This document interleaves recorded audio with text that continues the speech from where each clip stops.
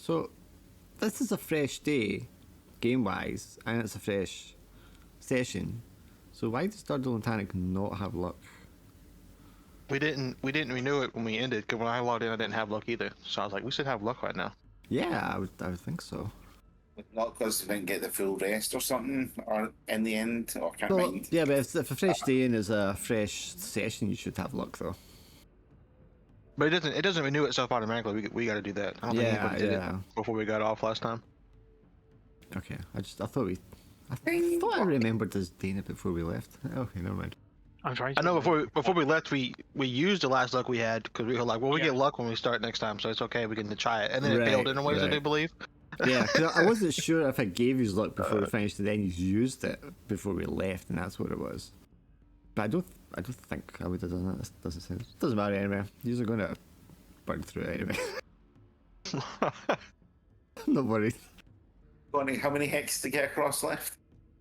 I mean, we can look at the map if you want. Oh wait, no, I can't show you the map because you don't actually know where you are.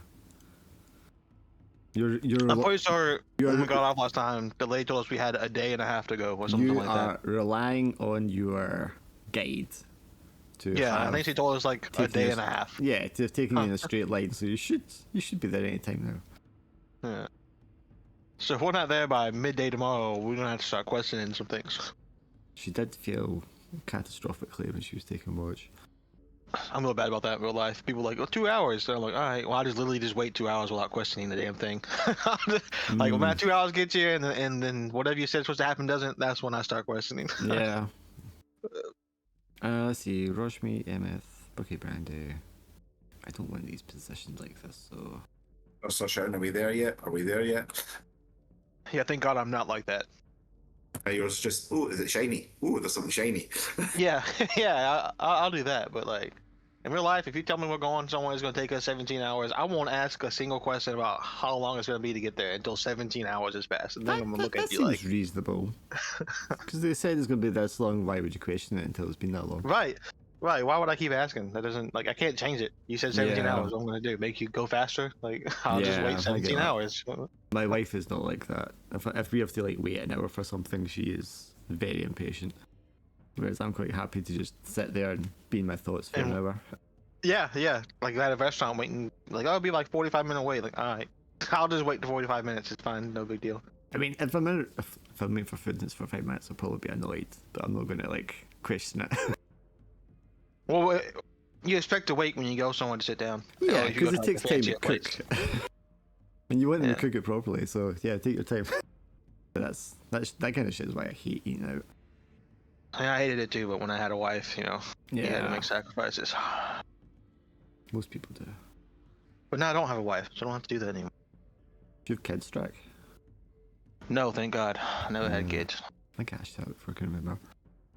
I have 5, 2 nephews and 3 nieces. Yeah, so that's right. Your sister or something. Yeah, she popped out enough where I was like, I don't need to have kids now. Everyone can leave me alone. Yeah. About kids. Good deal. Mine's getting older. Not converted enough yet, though. I don't know why you ever think your daughter's going to be converted to like the things you like. It's a very anti-millennial movement among young people, man. Listen, you got to catch them when they're young, and if you don't get it, then it's over. They don't make their own opinions about stuff. You could do it when they're young and then they change their mind completely anyway. Yeah, that's how you gotta brainwash them. You gotta brainwash them with the young. That's what I'm saying. Yeah, I mean, if they have fun with it pre-10 years old, then when they become an adult, they're going to go back to it. I feel like. Yes. Because you yearn to recapture your childhood. It's all a waiting game now. So. Right, Mr. Brighton, what are you saying? Like, I got my nephew into video games, and now he just sits in his room and plays video games all the time. Doesn't talk to anybody. I don't know if that was a good thing or a bad thing. I mean, I don't think this is the Discord to come to and say sitting playing video games all day and not talking to people is a bad thing. Like half this Discord. You just feel the tumbleweed blow by. Yeah, everybody like, so. Well, as an adult, I don't give a crap about, talking to people. But as a teenager, he might need to socialize. I don't know how, like, I'm not a psychiatrist. I don't know how that works. I mean, yeah, I suppose. So as long as you've had enough social experience to develop social skills so you can interact with people. But I mean, I know now a lot of people tell me when they're interacting with people who are like 20, like they just don't know how to hold a conversation.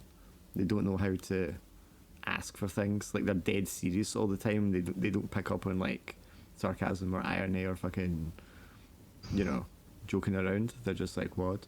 Because all they've ever done is talk to people through text, and like the tone is just completely lost on them. I can see that, but I usually have the opposite problem. I talk to young people and they just never serious about a single damn thing. And I'm like, Well, that's 'cause you're there's a in time and America. place. There's a time and place for joking, man. Like, come on. It's probably not any different to any other time in history. Probably not. It's just that we're all older, and it just seems that way. Very famous quote, I think it was Aristotle, complaining about young people not listening to their elders and shit like that. It's exactly the same thing old people always complain about. Fucking 2,000 years ago. I do catch myself saying some shit that I remember my mom saying to me. I'm talking to my nieces and nephews. They'd be saying some shit, and I'd be like, listen, I've already been through what you're doing. I understand where you're coming from. Like, trust me. And I'd be like, holy shit, my mom used to tell me that same shit growing up. I didn't believe the damn things she said. No. Yeah, I never listened to the damn things he said. I didn't believe her at all. It's like, holy shit, it's true. You got to live it. That's what it is, man. Well, he says he's getting on, so I will give him the time to get in. I get his dog to settle, so it stops annoying me. Either I have to listen to her talk with her pals on the phone, chatting to each other, doing that, talking about whatever rubbish they're talking about. I mean, at least she's talking on the phone and not just in a text chat. My nephew will get on a Discord call on his phone, Mm-hmm. and he'll just be walking around the house with the phone like in his hand, but he's not talking. But he's in the call, and it's been like 7 hours. I'm like, you're not even saying anything. Like, what are you doing? He's like, oh, I'm just here. You just here? You're just vibing. You're muted. You're not saying. You haven't said anything in like 20 minutes. Like, why are you still in the call? Like, I don't get it. I can understand that. It's a feeling that you're around people, right? I guess. The part of that annoys me is walking around holding the phone, so it's on speaker, presumably. I fucking can't stand when people do that. Yeah, that's what I've got when she's on the phone to her pals. She's on the speaker, she looks around. Tell her to use fucking headphones. It's all of them talking at the same time. Just tell her to use fucking headphones. Well, that's what she just goes in her room and does it in the end. Laura started doing that when her mum calls, and I'm like, put your fucking headphones into the phone. I'm not listening to that shit. Yeah, I couldn't do that. I couldn't be in the call and someone be on the speakerphone. So now I'm hearing everybody echo when y'all talking at the same time. I'm leaving that call. I can't handle that. I hate it, man. It's so obnoxious. See people that sit in the bus or the train and they do it as well, and everybody can hear everything that's been said at full blast. It's like, what the fuck, man? My in-laws turn the TV on when you're talking to them on the phone. But specifically? Like no, it's like you could be there talking to them in person, and one of them will just sort of turn around, turn the TV on, and just start putting the volume up. Oh my god, while talking to us. I don't know, because I've never been to my in-laws' house, if they would do that. However, they have their TV on all the time at like 50, and I have my TV on at like 12. Oh yeah, the in-laws are deaf. Yeah, my mom's deaf. She has that thing turned up all the way. They're not deaf. They just like to shout, I assume, because there's no other fucking reason for it. And of course they'll start shouting, and then they start shouting over each other, so they can be heard over each other. And this is why I don't listen. This is why I don't listen to the phone calls, and this is why I've never been to their home. Now, the only time I turn the TV on when someone's talking is when I want them to stop. I'll turn the TV on, and I'll slowly just turn the volume up until they quit talking to me. Passive aggressive fuck. Well, I've already at this point told them, hey, I'm trying to watch the show, can you leave? And they haven't. So now I've switched over to just ignoring them and trying to hear the TV. So I've already told you I'm trying to. I was never in a household, or never grew up in a household where we had things on, where we had to have things on in the background all the time. And people that are like that really drive me mental, man. My wife couldn't sleep without TV. Yeah, like, that shit fucking does me nothing.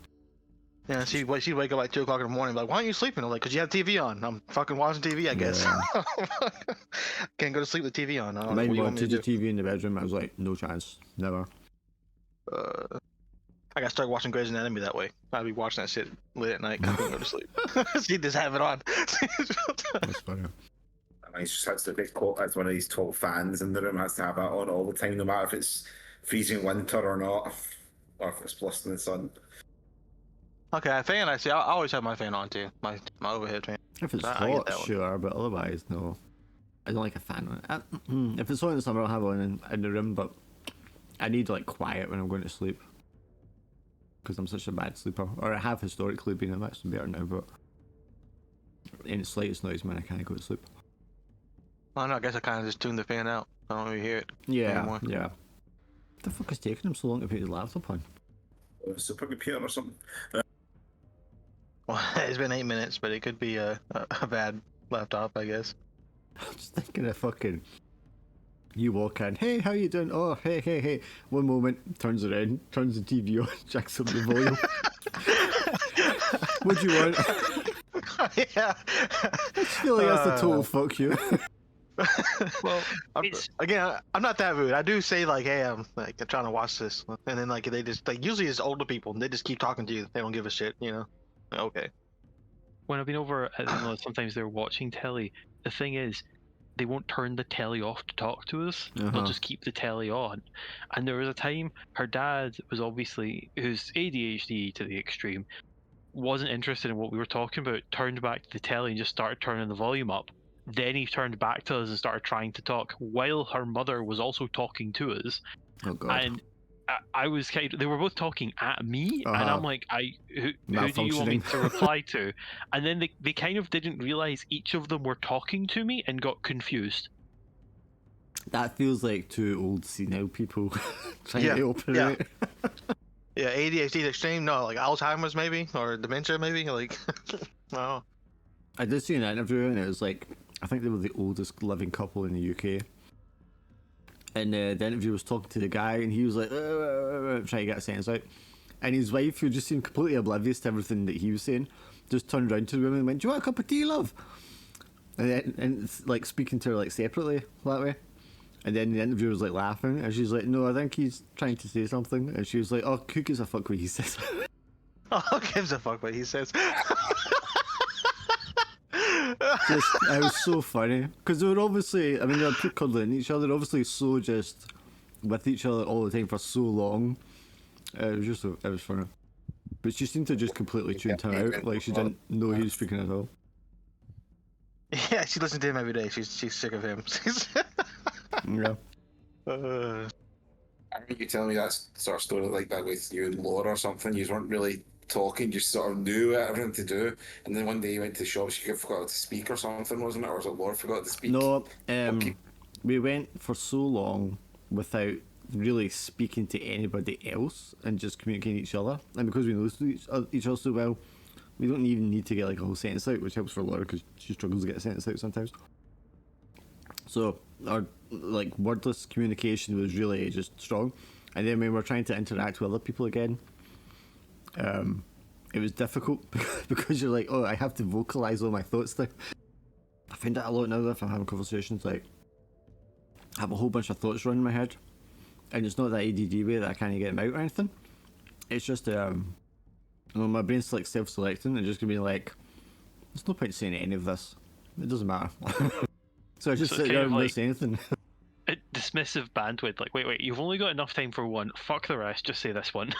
It's like my brain's just like, this part of the conversation doesn't matter enough to actually make the effort to like vocalize these thoughts. I already know how the rest of the conversation is going to go when I say this, so there's no point me even like saying it. That part, I do that all the time. I'm like, I already know exactly how they're going to respond. What's the point in even saying anything? I feel it's maybe an age thing, because obviously you're so experienced by certain topics and people and all that kind of stuff. You just know how it's going to go, so your brain's just like, there's no point partaking in this. Whereas when you're younger, you're kind of like, I need to everybody to know what I'm thinking. Yeah, I need to get my opinion out there. Everybody needs to hear my opinion. A little bit, yeah. Yeah. I think I made a mistake one time at work or something. Someone asked me how come I don't talk to people often. I said something like, I don't have anything like worthwhile to say. And they're like, oh, you're boring? And I was just like, no, I just like already know how you're gonna respond. No point. But you are. yeah, basically like no. Maybe I'm boring. I don't know, but I already know what you're gonna say, so there's no point in talking to you. You talk about the same 3 things every day. Yeah, I definitely stopped caring about being boring a long time ago. If I ever did care. Well, I didn't used to be boring, and that's why I didn't care back then. But now I don't care, because I'm like, boring's quite a happy state to be in, so I'm fine being boring. Right? Yeah, I'm gonna do me. I'm People happy are like, with oh, how it. you doing? Like, I'm like, yeah, everything's exactly the same. And they're like, oh my god, really? And you're like, yeah, I like it. yeah, that's why I keep doing it, because it's great. Yeah. 'Cause You not been anywhere, done anything? I was like, no, but I don't want if I to. wanted to be somewhere and do Yeah, something, I've done it exactly. already. If I wanted to go out, I'd be out. I did all that shit before. Don't need it again. I've wanted to say some real mean things, and people ask me, "You don't go out and do nothing." I was like, if I was doing something, I wouldn't be here talking to you right now. I'd be doing it, yeah. Like, yeah, if I had anything interesting to do, I would be doing it instead of talking to you. So, but I don't say that. I think it, but I don't say it. I ain't got to that point in my life yet. I just blurt out everything. There's some old people out there. They say they don't give a fuck. They say Well, whatever I mean, comes to mind. I'll say whatever and I don't give a fuck. But like I said, Yeah. there's no point a lot of the time. I think the people who are old that do that, they're just idiots who always blurted out whatever nonsense they were thinking. And now Maybe. that they're old, they don't even have the tact to like think about not doing it before they do it. Maybe that's true. I'd 'Cause be people- thinking all kind of shit sometimes. people that really don't give a shit, I mean, that's what I mean, they just don't partake, right? Because they don't fucking Yeah. care.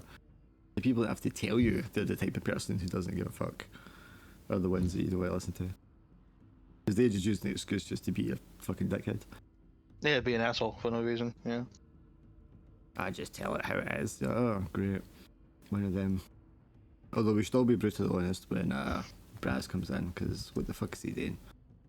But man, I've been walking around. I'm bored. Right, where is the deep jungle?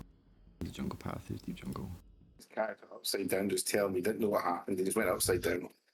Okay, so north side here will be the side of your party when you start travelling, if you want to organise yourselves in your positions. Forward would be to the right. I do need just. I think I need to comment on this part. We gotta protect these donkeys a little bit better. We almost lost them last time. I do believe. True. Plus they've got all the supplies. Yeah, and they're gonna carry anything we might find. I don't know. So I Kinda believe uses Braz stuff pretty on the- successfully handled the watch on his own overnight. He did wake everyone up because he spotted like Triceratops roaming around. He was like, let's move before that becomes an issue. So that was, but that wasn't like a disturbance. It was just get up and move the camp a bit. So then I think we were just at the morning. I don't think anything else happened. I don't think there was any other communication or anything like that. So Did we I- roll for fatigue and all that already, and I just didn't delete it, or what? yes, I believe we did all of that already. Okay, maybe I just didn't get good lucky in my rolls then. I mean, if you look at the rolls, I don't think I deleted them. I should tell you. Cat's still there, full stuff. Yep, because I rolled HP for the NPC.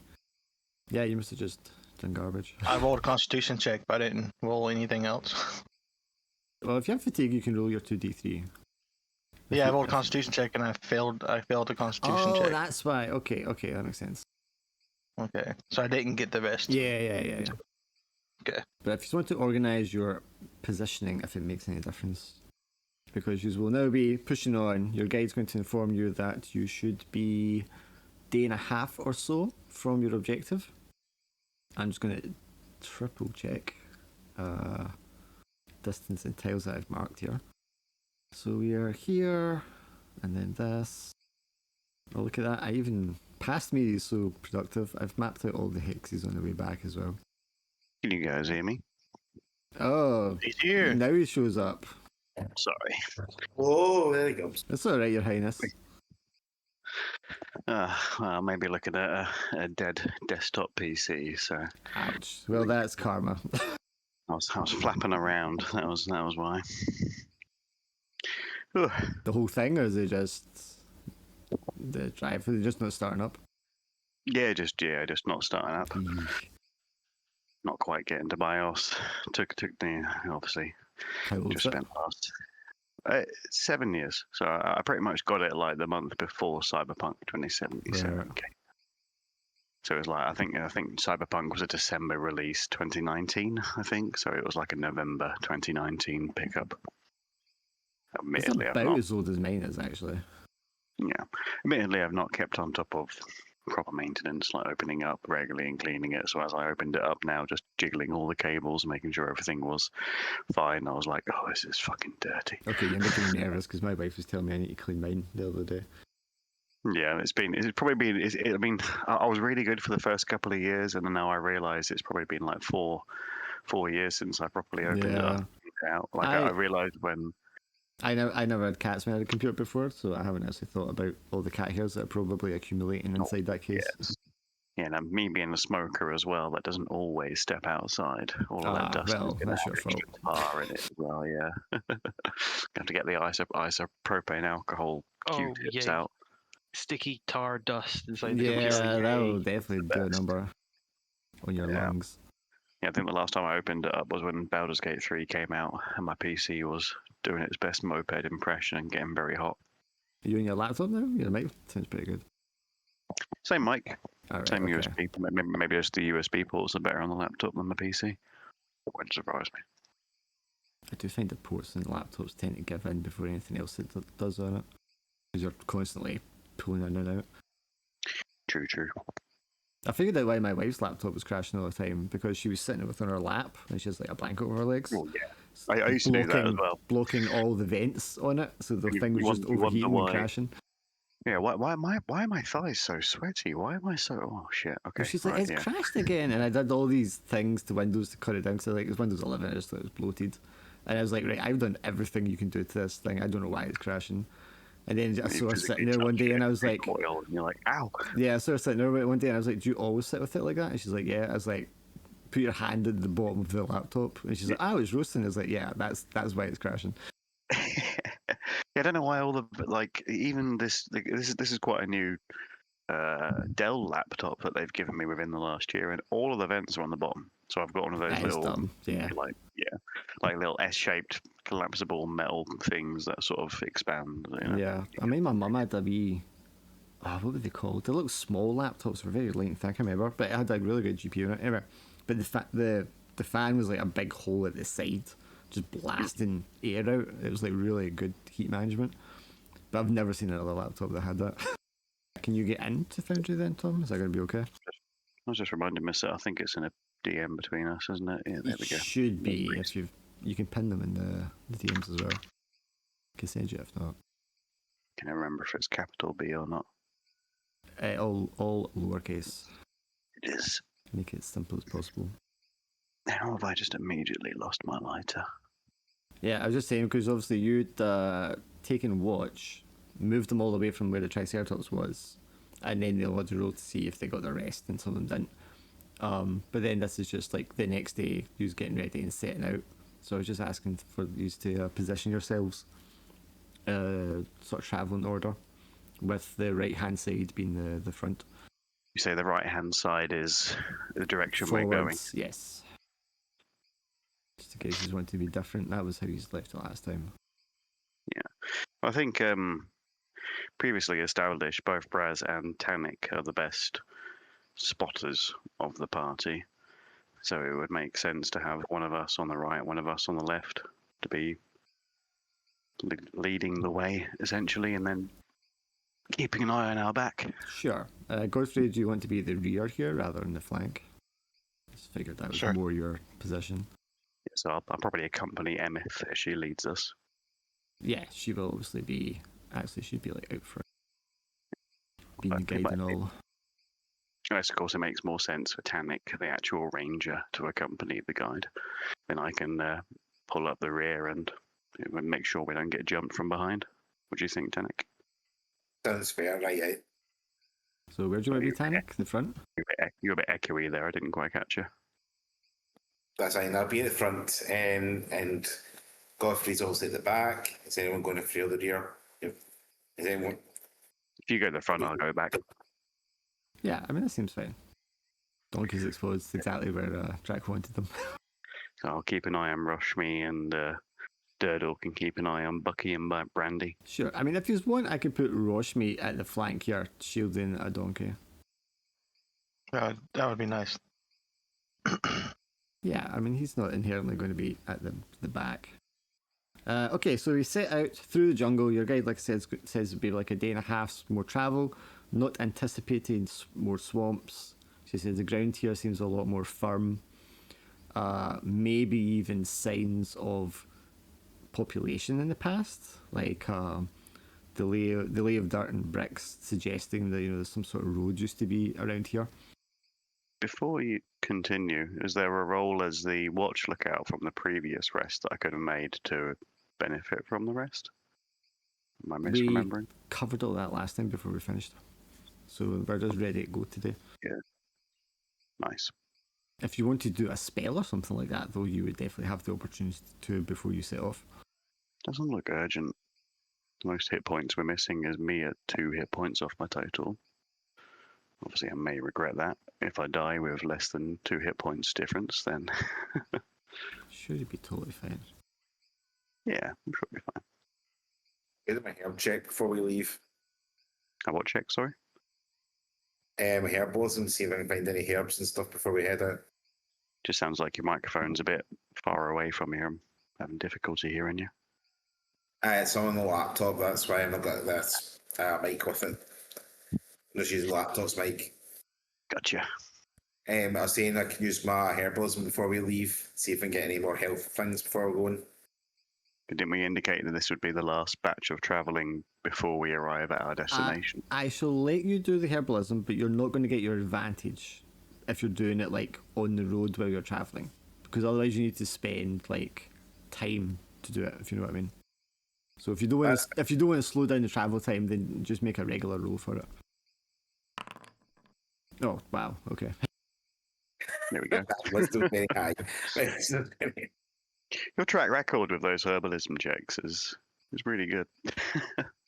It makes sense when you're in the jungle and you're surrounded by things you can just pluck on your path. I will say as well, Tanic, while you're like snatching plants and flowers and stuff as you're moving around, as the whole group is kind of like moving forward following Emeth, you do like sense a large crowd of people moving in the shadows off to the rear and to the south. Large. So I'll tell Turtle quietly to Pat sort of pass it on, sort of pass it down the line to Braz and stuff. Yeah, just keep rushing me out of that one in case they're his people. Hopefully this doesn't come in too loud here. Okay, you are travelling when there is this familiar sounds to Braz of the Triceratops. Oh, I meant to do the combat for you guys as well. Yeah, it was that sexy carousel. I hate how I have to unlink it every time as well, though. I was about to ask the same question a third time. We actually add intelligence and dexterity to initiative, don't we? Yes, your int and dex modifiers are applied to it. But Dirt will go. Okay, that's good. Yes, there's like the rustle of bushes, the tremor in the ground, stampede of Triceratops come thundering out of the bushes towards you. Scatter. Now, whether they're coming for you or they're just in this general direction is obviously not going to be apparent right away. I'm guessing I can't countercharge. I mean, you could try. I wouldn't advise it. There are 9 squares to my one. My thinking is I want to get between Rushmi and the Triceratops. We're not better just running, in a sense, I think, from this case. I don't know what the initiative is of our donkeys, but I don't know if they can get out in time. Yeah, I was thinking, we should grab a rein and drag them. If their reins are not dragged to indicate what direction they should be moving in, they will make a check to see if they just flee. Because being animals, if there's a stampede, they're going to just start running, which could result in losing them. Okay, guys, should I attack the Triceratops or should I try and drag? I'm not a very strong dwarf. You could try and distract them, but I think prioritize the donkeys. Get us out of the way. Okay, which one's more full? Both of them are very full. Pinatas. Brandy's got more than just rations on him. Yeah, I think I'm going to try and drag Brandy forward faster. Okay, give me a strength check. You only need a 9. Oh, cool. So I've got a 50-50 chance. Give me a second. I'm struggling to find my character sheet? Press C. Storage. It should just open it. Oh, really? Oh. Oh, no. That's why I was having issues. I had Brandy selected, so I was getting the inventory yeah. constantly. I have now got 10 inventories up. There we go. You can also double click your token on the left hand side as well. Yeah, just see on the keyboards. Easier. Amazing. Do you want to use your luck? Yes. Great use of luck. Yep. With that, you can haul the donkey off for near distance. How many tiles is that? That's. That'll get you about there. Oh, great. Not far enough. Well, you'll be then on the edge of the leading charge of the stampede. Oh, that was Brandy I was pulling. Oh no, Oh, I is it pulled the Brandy wrong one? Okay. Yeah. I think similarly, we'll just move. That's when amazing spell casting comes to play, doesn't it? Yeah, except for like the spell, I would think to cast, they could probably break out of pretty easily. If I had to guess. Well, does it work off Dex? I think it works off Dex. If it works off Dex, then maybe it's okay. You thinking of the bog one?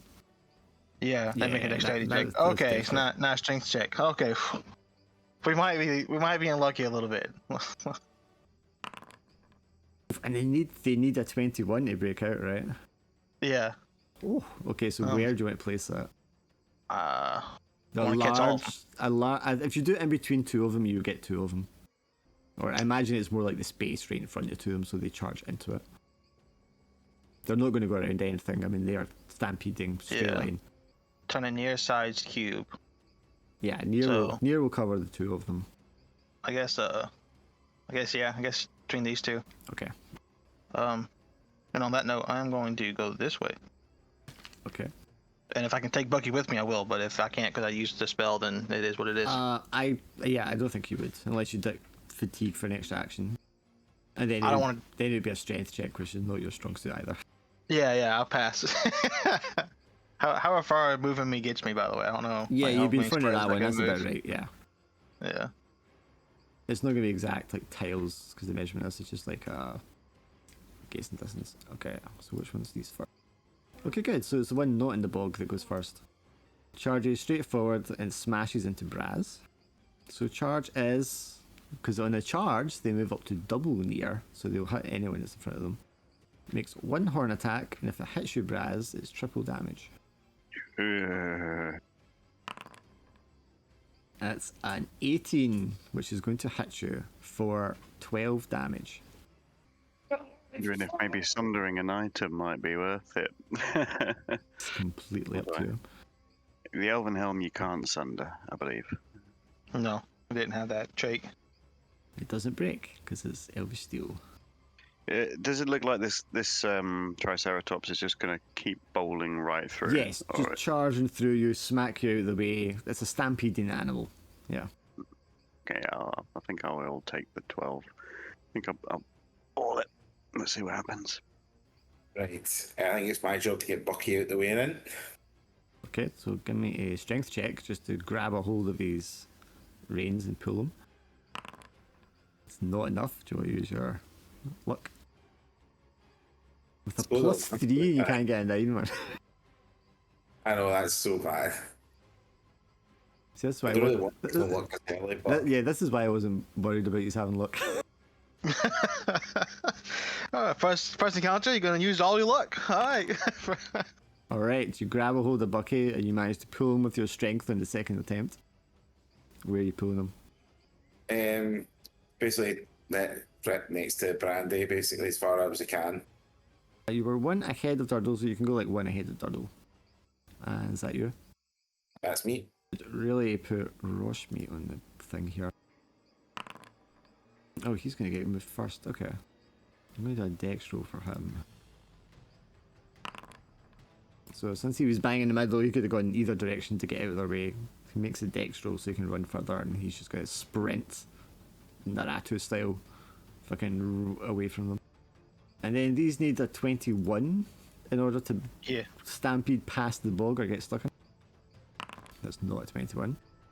So that Triceratops is going to charge forward and then just its weight causing it to sink instantly, like up above its knees right into the bog. Yeah, like dinosaurs in the tar pit type of moment. Totally. Which is not going to make them happy. And it's not just these three. These three are like the front of the herd, so there's a whole bunch of them behind them. But it is looking like the right-hand side is a bit more safer. So I'd like to move as far as I can to go meet up with the rest of the group. Hopefully help push Brandy and Bucky out. You want to give me a dex check? Because obviously this one smashes into you, and the dex check is just to get out of the way so you're not trampled any further or trapped. So it's like smashed me up ahead of it, and now its feet are coming towards me. Yeah, just to make sure you can roll out of the way before, because there's other ones behind it, like I said. Do you want to use luck for that? You'll need a 9. There you go. Yeah. So that you're able to roll out of the way, get on your feet, and limp off in whichever direction you want. How far can I go to the right? Just behind Godfrey. Yeah. Do I have an action left over? Yes, you can have an action. I could try and top myself up. Let's see how badly. This is a dangerous spellcaster, no luck, but.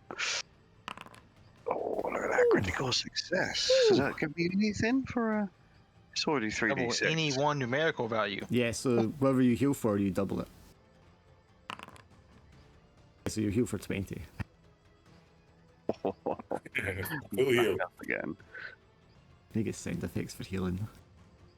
Should be the Mario level up or something. Yeah. Or the Final Fantasy 7 one when they use heal spell. Okay, and then I guess this one, does that get stuck or does it charge forward? This is the important one. Oh, that's a critical success. No. This one is not going to be impeded by your spell. Maybe it just like runs around. Maybe it does get stuck. Oh my god. And then the one immediately behind it just tramples over the top of it. And a panic is not going to get stopped and it barrels forward. Hitting Brandy. Oh, that's the one that's going to hit all of us. That's the one. Oh god. Brandy's. Okay, let's see what Brandy does here. Can somebody see? Brandy's got the most restorative. I It's got my don't. last line of coke in it. I do not know what Brandy's armor is, but that is definitely hitting Brandy. However, that was a very low damage roll, so Brandy's only going to take 6 HP damage. We said that donkeys had got 12 before, didn't we? This one has 11 currently, Before the 6. so this one's down to 5. But of course, it is not going to stop there because it moves double near. So Braz is the next one to get hit. Good thing you healed yourself. Yeah. Oh, you poor guy. You I don't know. are only going to take 3 damage, Braz. You want to move yourself back a square there, or to the side. Imagine you just get a glancing blow. You're like, oh, not a second time. No, to the left, I mean. Because you're like, no, not a second time, as you dodge out of the way. Just the shield takes most of the impact and he stumbles back. Jeez, oh. Godfrey, you're going to take 15 points of damage. Did it roll higher than 16? It rolled 22. Okay, well, I'm going to break one of my shields. I'm going Alright, yep, that's totally fair. I imagine because it's barreled through, it's hit the donkey, which knocks to the side, it hits Braz, who just dodges out of the way, slams straight into you. You put your shield in front of you, the horn goes right through the shield and throws you up over its back. You can choose which side you land on. Well, I'm obviously going to go to this side then. It throws you through the air as you lose your shield and land in the dirt. Where's this donkey? I imagine that one barrels past. So this will be a different one now. This one's also, these ones over here on the left, they're just going to charge through. There's nothing impeding them. Trees crash, bushes are flattened, the ground shakes. I think most of you are going to be okay unless... Yeah, I mean, Rorschmi's going to get out of the way. Durdle, Emeth, Godfrey, everybody in fact. Well, except Braz, I suppose, because he's at the back. So Braz, you're the only one that has to kind of cross the path of these stampeding Triceratops to get to the other side. Do you want to just roll a dex to run across, or do you want to try something else? What would you like to do? Tom. Oh shit, sorry. Paralyzed. It's paralyzed with fear. So they're all on the other side of the stampede. The one's just, you kind of backed away because that one's like slamming through. But then there's going to be a stream of them coming down that way. So do you want to just sprint across to the other side where the others are? Or do you want to do something more fancy, like swinging through the trees or something? Could try and fling some Research. rations to distract them, but I don't. I think whatever's causing them to stampede might be more important than flinging a roll of cheese. Yeah, I would like to try and do my best to rejoin the group and get clear of the stampede, because I am very much slap dam in the Okay, middle of it. so Yeah. as a dex roll again, it's going to be a 15 that you need this time. And if you fail, there's a chance they're going to smash into you again. Oh, gosh. Okay, so this might sound a little crazy, okay? But like that one did get stuck in the bog, right? Yeah. So the other ones are either going to trample over the top of it, or what might That would make it what might stuck as well, actually yeah. happen. Yeah, or what might actually happen, they might try to go Create around a it. You know, channel. like it'd be like a rock in the river, right? You know, so you could hide, like I don't know, close to that one, Yeah, to try to cover. avoid the other ones. Cower you, Yeah, man. 'cause an alternative was I was thinking I could use the light spell. I don't know, to try and maybe divert them away from me. So if I cast Or a light blind them, high up, scare them. Yeah. yeah, there'll be like a beacon in the middle that they'll try and avoid. So That's I a could probably possibility. mix both of them I'm together. just salivating at the choices I have if you fuck that up. Yeah, too right. Because well, I feel like a 15 dex check is already a And pretty big. you already get a -1 to your dex. I saw that, so I was like, Exactly. Yeah. is there Yeah, and anything then else we can try here? rolling a 15 with a -1 would have to be a pretty decent Yeah. dice roll. So I mean, as you said, considering one of them is knee deep, potentially creating a barrier from the rest of them. I could also try and mix in a successful spellcast check, or is it one action to try and hide behind the Triceratops, or can I No, can I do your it? movement doesn't cost you anything. The actual action would be like doing something other than that. Yeah, so like, as I, like, I'm move as I'm closer. moving, he's also whispering a prayer. Saint Teragnis, protects, and he'll I think he's. I mean, I was actually thinking previously about a next downtime activity. Some rather than training or something, it may be to carve an actual holy symbol into his shield. So I think for now he's still got like something that he carries on an amulet around his neck. So he'll hold that up and it'll emit a beacon of light as he'll try and run to this in front of this thrashing Triceratops. So you're trying to, basically like a traffic warden, a lollipop man, hold up your bright light so you can cross the busy highway. That's how I'm kind of picturing it.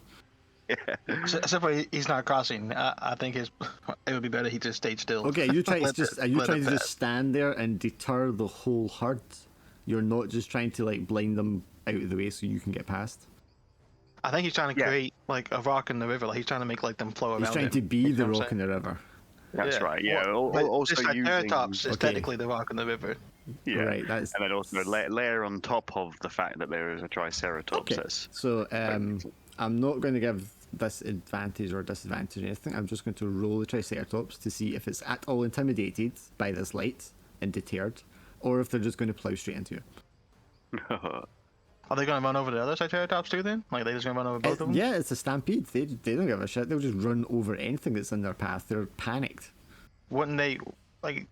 So I'm just confused how that would work. Like, wouldn't they smack into it instead of actually running it over? Because it's not like it's on the ground. It was still standing, right? Knee deep, yes, but I mean, there's a big creature. They probably will like run around it, or if not, go straight over it. Okay. I know you're saying he's trying to take cover, but I mean, it's that itself is still a moving, living dinosaur Right. writhing around, Yeah, shaking his head and horns why I and all the didn't rest of like it. So it's why I thought not second like of, it's not like a rock you could just like hide behind, right? Well, if it breaks free, yeah. But I thought things behind it would try not to run into it because that would stop them. It's not like it. To a they point, can jump until over they it. don't have a path to run around, and then they will Yeah, just yeah, go yeah. for it. Yeah. But as I'm going to roll to see if they are deterred. That's what I'm saying. Gotcha. Okay, so that's going to be wisdom because they're trying to figure out if they should go past it or not. So I think it would have been an 18, and your spell's going to take it down to.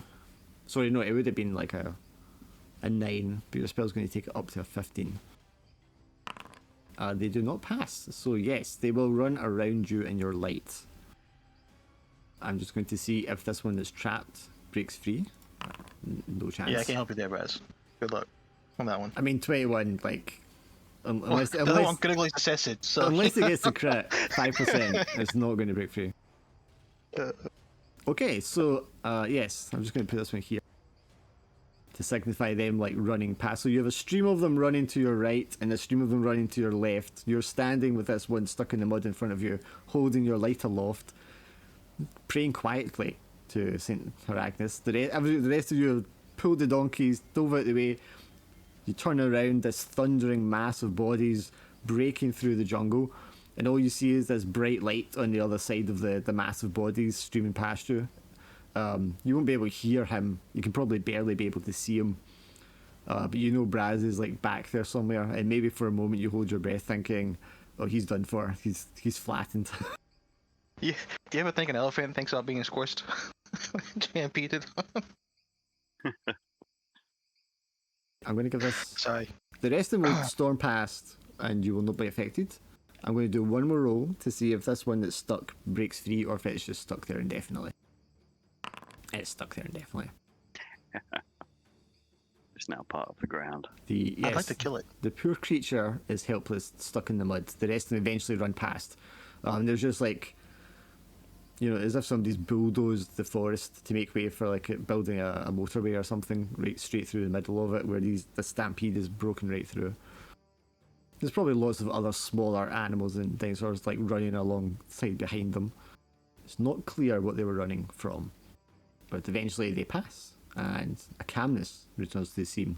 And Braz is standing there with this dinosaur stuck With in his the mud light. in front of him. Yeah, with his light. And this dinosaur is stuck in the mud. And it seems kind of sad. You know, it's like a cow stuck in a fence or something. It's kind of tired and beaten and probably like trampled from all the ones running over it or bashing into it. So what would you like to do? Normally I Join would the group attempt. and start extolling the virtues of Saint Aragnes, defending us even in this darkest of places. Did you see that? Oh, it was wonderful. Yeah, have fun with that. I'm gonna go kill this Triceratops. Yeah, I mean, it can't break free. If you are jabbing spears into it and stuff like that, it can't do anything to defend itself, really. So if you want, you can kill it and slaughter it and butcher it, you sickos. Yeah, I do. I want those horns. Can we even cut those off? I think we did that Wait, what? previously, right? We had horns from something? From a boar, yeah. Yeah, if you can get it from a boar, you can get it from a Triceratops. Take this as a chance. Yeah, Once right, they slaughter this defenseless animal, I'll extol the virtues of having a light in the dark, and I'll start with Tannic and attempt to bliss our poor boy. Of which I immediately fail. Amazing. Your god is not visible here. Didn't fail it by a lot. Do you want to take 3 fatigue to make that a success? Or just 1 to not lose the spell? Do you know what? Is this your luck spell? Is this what you just attempted? Yeah. You can use my luck to attempt to do it again. Ooh. How does that make sense? Because if he succeeds, we all get luck, right? Not just. That makes no sense It's whatsoever. one person at a time, isn't it? Oh, is it one person at a time? Okay, never mind. You can I get do yours get a back, Godfrey, and you can get critical? Raz. And Tannic. Yeah. Yeah, it's one Alright. creature you touch gains a luck token. Oh, my bad. I thought it was everybody. But you know what? It paid off in the end. It did indeed. So Godfrey keeps his luck, and Tannic gains another luck. And then obviously his attention is then fully directed upon Durdle, just extolling the virtues of how Durdle is masterfully slaying that poor Triceratops after making the most of Godfrey's spellcasting. Yes. Ooh. What Ord wasn't looking that time. I think we agreed, it's not really. There's a picture of Durdle's got a big saw, and Durdle's got one side of the saw, and I've got the other side, and just shoved it, cutting the head off it. So, sorry, what? Yeah, I think we agreed I can't bless myself, didn't we? It's a bit Yeah. easy. That I seems imagine like... it's something along the lines of like when it's happening, it's just sort of Durdle mishears it and goes, "Fuck you too, Braz," and it's like, no, bless you, fuck you. Tannic, you want to roll for skinning, butchering this creature? See how much we get off it? What is it for that again? It's not a wisdom. It's It's a wisdom? survival one, so it's a wisdom one, I believe. Or was it a dex? I think it. Can't mind. I think it was dex because it's an act of finesse, right? Oh, that. Yeah, that doesn't work. You could use your luck if you wanted. For rations, when we've got tons of them. You will get a bazillion fucking rations off this thing, but it's the horns that you'd be. It's the horns that I want, and I have tools. Like, doesn't tools give you advantages? Like, I guess this one says mining, digging, etc. Would that apply to cutting off horns? Are they butchering tools? It just says tool. Like, that's Well, literally all it says is tool. you have to pick what they're tools for, though. Oh, it didn't say. It says grants advantage on checks or mining, digging. So I thought it was just like, I don't know, like general Oh, tools. no. Well, if it's mining, digging, but that's different to like you need specific tool set for specific skills. Okay. Well, I did buy tradesman's tools too, but I also did not choose anything for the tools. Yeah, the tradesman's tools. But I'm sure you used the tradesman's tools for something before, did you not? I used the thieves' tools. I bought all the tools. You got all the tools. Okay. Yeah, I haven't used the tradesman's tools for anything, but I did buy a set of it. So I guess if it would give him advantage on harvesting stuff, would that be tools? Okay, I can give yeah. him for So that will be. Well, he's re-rolled the dex check anyway, so that's going to give him the success. Yeah, clicked wisdom by accident. For the first one. Yeah. Okay, right. Oh god. Wait, let's see how much health this thing has. You can roll 6d4 Tanic, and that's how many rations you'll get off it. Well, also keep in mind, Tanic, that I have tools for you to harvest animals with, since I like to do that a lot, and I'm stuck at it. 60 roll D4s. 13 rations. I also don't care about the rations. Wait, we could leave them. Well, okay. And then if you want to roll a d3, and we'll see how many horns you get. Like intact horns that are actually worth money. Just do a D6 and just do it that way, right? Yeah. 3. All 3 horns are in perfect condition and are big enough because this is an older Triceratops that would be worth something. Who would you like me to put the horns on? Check my inventory. There'll be 1 weight each. 2 horns or more than 2? Sorry, There's 3. 3 of them, yeah. I can carry all 3. I've got 10 out of 16 taken. Hey. Alright, so how do I name these tools? Can I edit the item? Yeah. Sorry, that was it. We got the rhino horns. Somebody asked, what other horns do we have? We got the rhino Yeah, horns. I'm just gonna... horns. Yeah, because I was like, why don't I have this item already made? Because I'm sure I made horns already. Why can I edit the name? You right click on it, edit it, I think? Yeah, I but it can't. doesn't let me like change the name or anything. Oh, it does. Tradesman tools. Okay. So, how do I name this? Harvesting tool? That's what I'm going to name it. Yeah. There Which we is go. what we're going to do with all 13 rations. Well, I was just going to leave the rations. I didn't really care about the rations, to be honest with you. I'll take a few with me or something, and then I'll just use them if I need to use them for something. Even if they use it to like keep animals away or something during the night. I'm not sure if the hides would be worth anything. The hides are very thick. Probably wouldn't be worth taking. Oh no, why did that do that? Yeah, we got rhino hide. Right, I'm going to just give you the Triceratops horns as 1 object because it's doing something funny with the price. Yeah, the value has come in really odd. That's a lot of 9s. Put it in as treasure. Alright, it should be 3 slots. What Okay, does the treasure there we tab go. count for? Sorry? Putting all the rations. What does the treasure tab count for? Or is it just a way of separating It just inventory? separates it because when you sell them, you get just like the value of them. So Yeah, So whereas it would if you be the sell same them with the in rhino the store, hide you and get rhino the... horn. I can't drag and drop them to the treasure tab, can I?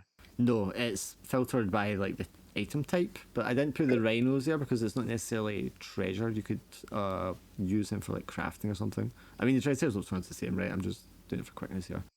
Yeah.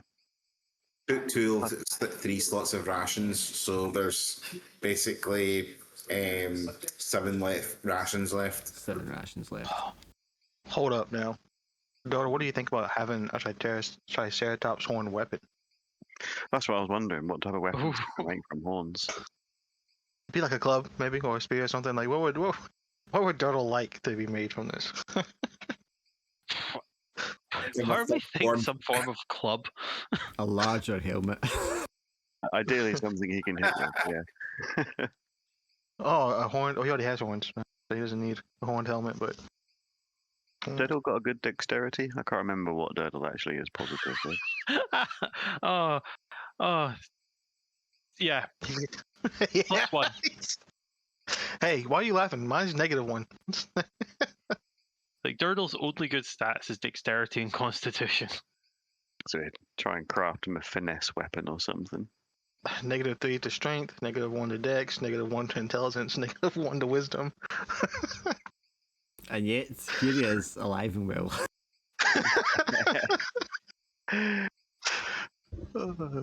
Were you dual wielding? Am I remembering correctly? You've lost one of your dual wielding shields.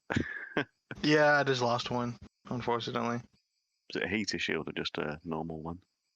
Yeah, it was the heater shield. I've already sacrificed the buckler shield. Now the heater, I'm down to 1 shield out of the 3 I brought with me. But you still have your life, so that's the important thing. But I still have my life. Yes. It was gold well spent, in my opinion. Oh yes. I liked how every other damage was like 1 and 2, and then yours it was like 5.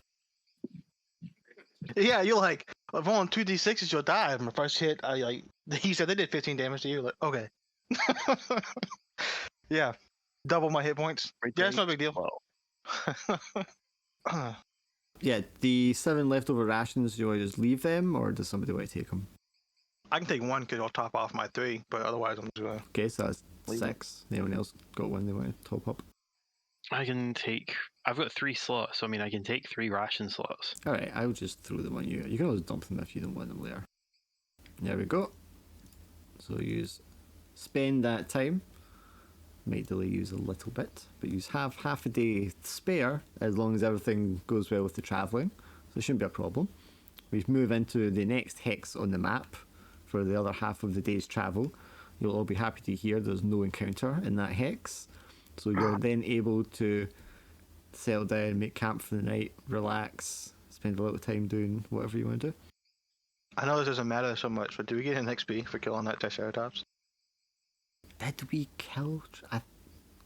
We battled the Triceratops already. No, we didn't, because you didn't fight it, so yes, you will get 1 XP each. Woo!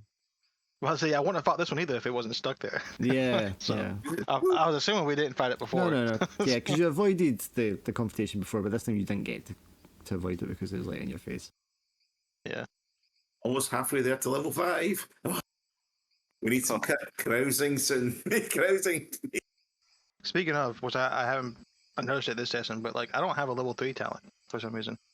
Yeah, was that not some fuckiness though with the levels getting moved around, the dragon thing? Because I think I think Tank's the same. It doesn't show up when it has level 1s, but we just drag it over manually. But okay, but shouldn't I have 4 talents then? Because I only have 3. You only get a talent every 2nd level. Every odd Well, level. yeah, you get 1 at level 3. Well, everyone else has 3, and I'm the only human, so I should have 4, right? Do they though? Oh, yeah. Oh yeah, his own. 3 because I started with 1. Yes. And then I got 1 at level 1, and I got 1 level 3. He has his plus 2 Well, was charisma that that he cheated? started with, and then he's got 1 at level 1. But yeah, he's right. Doesn't seem to have one for level 3. Did it not give you an offer when you got to level 3? I could have swore it did, but I don't remember what I got now. I couldn't remember what option I had. Was that a spell or something, maybe? Well, no. Hang on, So I learned a spell at level 0, right? Like my human trait gave me a talent, and I rolled an extra witch spell, and then I got the charisma at level 1 and charisma at level 0. I guess I don't know how that works. Like we only supposed to have 3 talents at level. Class, level. Hang on, these are all. Where is Well, the I've table? only got 2 from level 1 and level 3, but yeah, the Okay, so class, maybe I'm only supposed to have 3 then. Okay. well 2. I got level. Hang on, I can look in your level talents table and I and can see if there's something 3. that's maybe there that isn't explained. Well, as a human, I get an extra talent. That's why I would have 3. Yeah, I got the level 1, and then I have 1 that doesn't have a level next to it, so I'm assuming that would be my level 3 one. Well, the level 3 one for me shows it's level 3, so I guess that level 0 one would be your human one, your background one. Yeah. And then I guess the plus 2 charisma that doesn't have a level should be my level 3 one then. For some reason I thought I should have 4, so maybe I was just doing math wrong. No, Yeah, you 'cause should have Eric- you should have one there that you gained at level 3. Right, there should be that one there. Because your 2 charisma was what you got as your free one at the start, right? And then you took Right, but I have and then you took the other one at level 1. right. No, wait, that's not right. I think the level 1. No, I don't know. Because you're a human, you get an extra one. Then. One additional talent roll at level 1. Okay, so that explains the +2 is. But where's the +3? Level 3 one then? Did you never drag? Did you roll for it and then never drag it from the chat? Is that maybe what's happened? Could be, I guess. Like I tried going back in the chat, but that was Yeah. that Well, was I yeah. I can just roll on this table, and then you can just take whatever comes up. You want to do that? Yeah, that's fine. Oh, it doesn't show me, so you have to tell me. You can choose either +2 charisma or +1 on spellcasting checks. Doesn't it give me the same thing? Yeah. Charisma also gives you. Why am I getting so much? Because you're getting Plus good. 2 charisma. You're getting good at casting spells. That's what it is. Well, I mean, I also, I think mean, the once you've maxed out More the versatile. once you've maxed out the charisma, you can keep on taking the +1 to spellcasting checks. Is what I would think. Alright, well, plus 2 to 21 charisma. The only thing I- I'm good for. Right, I'm going to set this one as 3 here because I think that will work then. Oh, Jesus Christ. Yeah, okay, so that one's marked as your level 3 one now, so we won't get confused in the future. You know you're doing all the negotiating now from now on. 21 I've been doing all of charisma. the. Jesus, It's the only thing I'm good for, apparently. it's a very The next charming, negotiation for wage, very how much? charming person. He's so stupid, he can't help it. He's so stupid. I thought it was it's all the crow. Charm. It's all the crow. That's what it is. People are just like bowled over by the crow with the big hat, man. Oh my That god. was such a good Alright. ventriloquist, that human.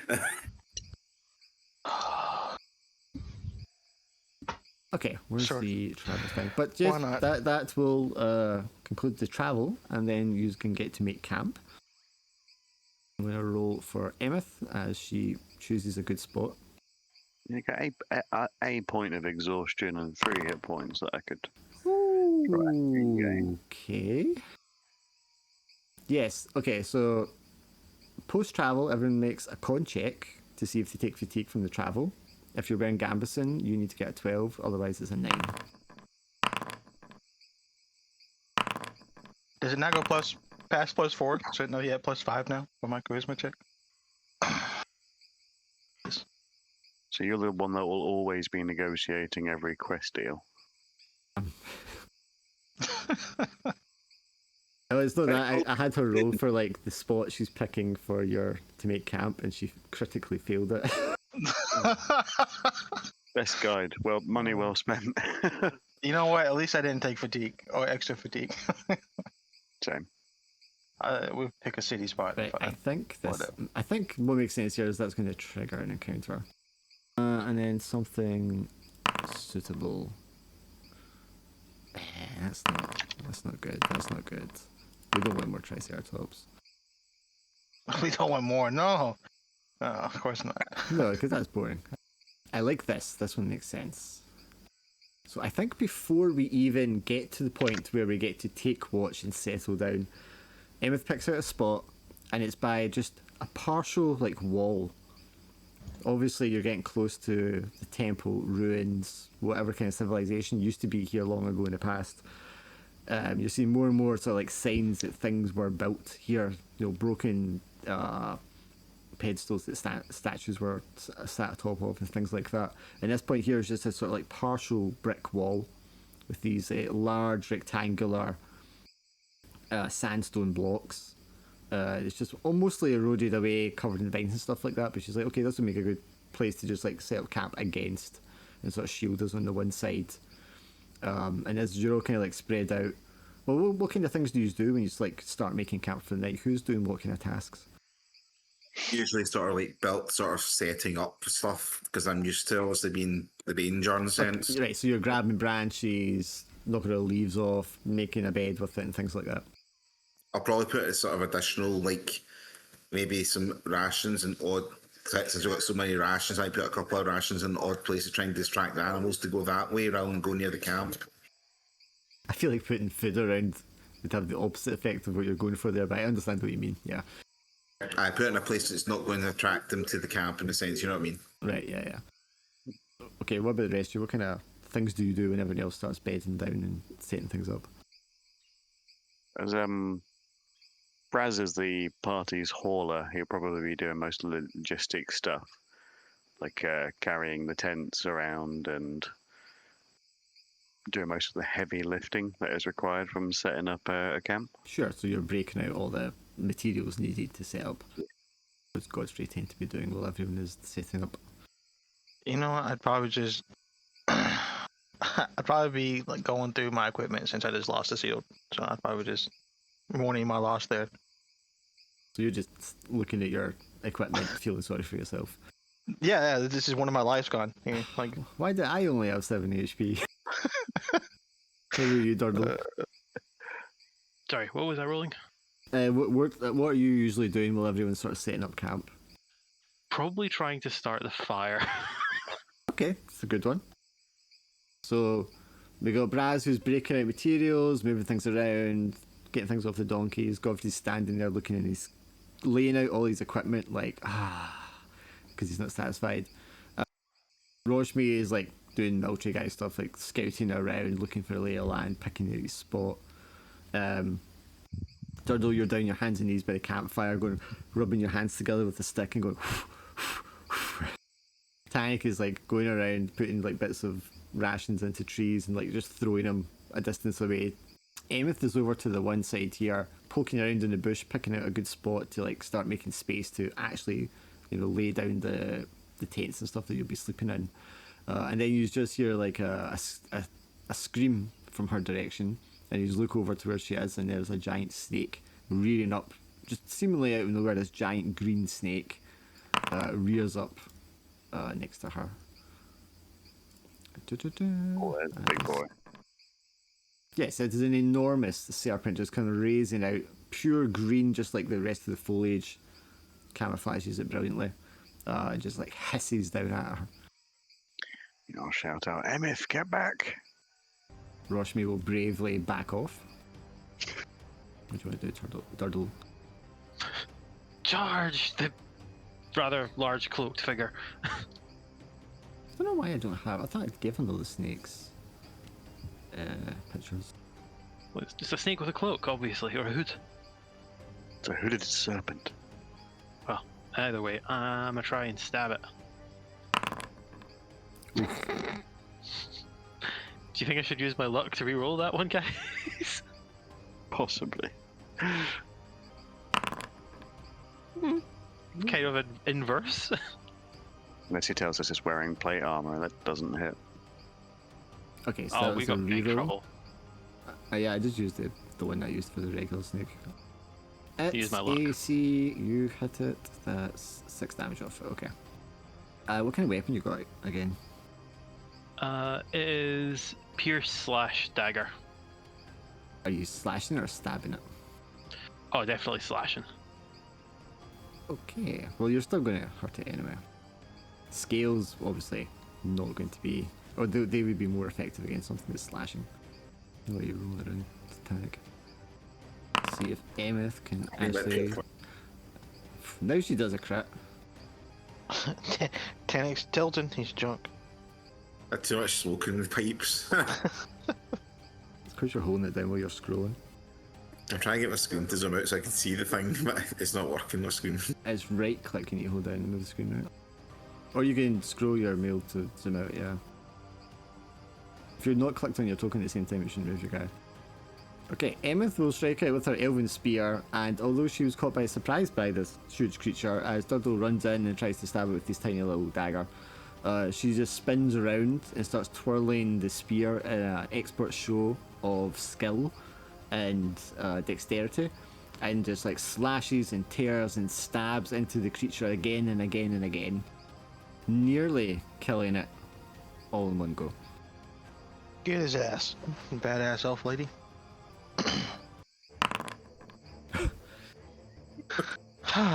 Well, So many crits still have- today, both ends of the spectrum. Still have my luck, so we'll use that. Yeah. That didn't last very long, did it, boys? It's there to be used. Well, you're gonna rest soon anyway. Yeah, I'm just gonna let that go. Yeah, okay. It's Titanic time. I feel like when you announce doesn't it, that's when it panic goes his wrong. If Titanic does what Titanic tries to do best.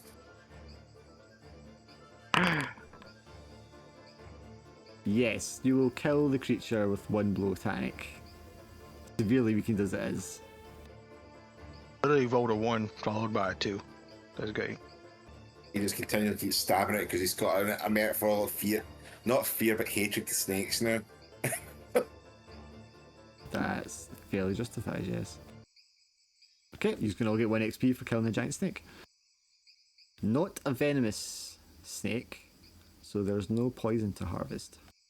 Nice. Anything worth harvesting is the question. I wouldn't think particularly. I mean, you're already stacked with rations, so I mean, it doesn't really have anything else worthwhile, I would say. The hide's not particularly desirable, I take it. Giant snake hide.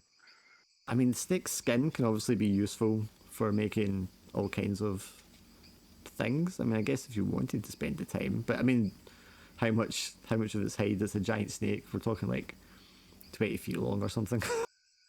Yeah, we can leave it, can't we? But it's up to you guys. You could spend the time doing it if you wanted. Just get the camp and get fed and healed, or if enemies healing or whatnot. Yeah, I mean, we can just go to making camp and settle down for the next one. Emeth will be... I mean, although she mistakenly disturbed the creature without sighting it beforehand, which we will apologise for, she also nearly sold it in one strike. Yeah. So she probably doesn't feel too bad about disturbing. She's just like, well, it's the risk of the job. The jungle is alive. Likely comment that she's not seen one quite that size before. Gee, I wonder what that means for us. I was also come drinking with them next time at the bar. He was our drink for that one. And we'll use rations of one of the donkeys, just use one of them up. For the night, you can once you decide who you want to take watch. I can take watch, I'm not got any fatigue or anything, my health level is full. Sounds good. Okay, Tank, you want to make wisdom... Wait, hang on, is it wisdom check? Wisdom check, yes please. I get any advantage because I set up stuff? No, Okay. but it's going to need a 15 to succeed. What do you get here? 11, yeah. So not good enough, and you've got no luck to spend. So, let's see what pops out of the jungle. Nothing! Woo! We'll take that. I imagine you are on your own in the darkness, Tanic. You hear things moving around the perimeter, but whenever you investigate, there's nothing to be found, and you don't want to stray too far out on your own in the darkness. But there's definitely things moving out there in the jungle all around. And maybe there's a couple of instances where you feel like it's getting close, you know, and you're anxious about it, but then it just sort of like passes by, losing interest. Perhaps it, you know, catches scent of one of your rations in the trees and moves off in a different direction. Make another wisdom check. Ooh. That will work. That'll do, definitely. The night is passed safely without incident, and everyone can double their rest recovery. So everyone consume a ration, please, from somewhere, and then you can roll for your fatigue and your healing, although I think it's only Braz that needs to heal. Well, Tanic's taken one. I have no fatigue and no HP loss, so he's snoring. Maybe add it so you can bank extra energy to spend as fatigue if you get a crit and you don't have anything to restore. Actually, Durlo, I will give you advantage on your first roll of the day. In that case. I get any healing, I can't mind, sorry there. Shall I just have that marked as like luck to use it first but it's just for me, or shall I just keep it just in my head? Whatever's easiest for you. Go. Just the first roll I make, I get advantage. Is that for your fatigue, Braz? That's for healing. okay. I'm going to minimum get rid of that one fatigue anyway. So Yeah. The night passes without any incident. Everyone's very rested. You've eaten well. Nothing disturbed you in the middle of the night. Roshmi even seems to be in better spirits when he gets up in the morning. I'm going to see if this donkey heals her. yeah, was Roshmi still healing from that wound / disease Yeah, I he think he had? still had some to get, yeah. So Brandy's going to go back up to 10 life. Bucky's already full. Roshmi will heal a little bit. Oh, Tannic, that was a wonderful night's rest, I must say. And to thank you, I'd like to attempt to bless you there and fail horribly. It's not a fail horribly, it's just a fail. Yeah, it's true. It could have been worse. Of which I'll take fatigue to not lose the spell. So stop that, paying attention, eating the bloody meated ration, and his mouth going, "Oh, sorry, what?" He misses most of it, and the bless doesn't take. Well, maybe Durdle might be a bit more receptive. You know, Durdle, how's your breakfast going? I think after the second fail, he'll let the spell fall to the wayside. Mm-hmm. Emeth, I feel it's like one of these things is what's happening is there's a really detailed conversation and everyone, not through any purposeful this, is just ignoring Braz. Yeah. just everyone going about their business, packing things up, getting ready, and Braz is like just talking away to himself in the middle. Yeah. By the time he realizes Tannic isn't listening, he switches over to the Durdle, and then it takes him also the same amount of time to realize Durdle is also not It's like listening. everyone like they're doing the thing, they turn around and walk away from you, and you just turn to the next person as they're doing their thing, and then the next one. I turn to Godfrey in his deep conversation with the crow, and I just don't even bother. Emeth puts her hand on your shoulder, Braz, and she goes, "Don't worry, my friend, we're nearly there. A few hours travel today, and that should be us at your destination." Oh, thank you, Emeth. You have been an absolute star. A worthy guide for us in this dark, just as Saint Duragnus has in past to other travellers. It sort of starts extolling the virtues of Emeth. She nods. She says, "To be honest, I have no time for your heathen human gods, but thank you for the sentiment."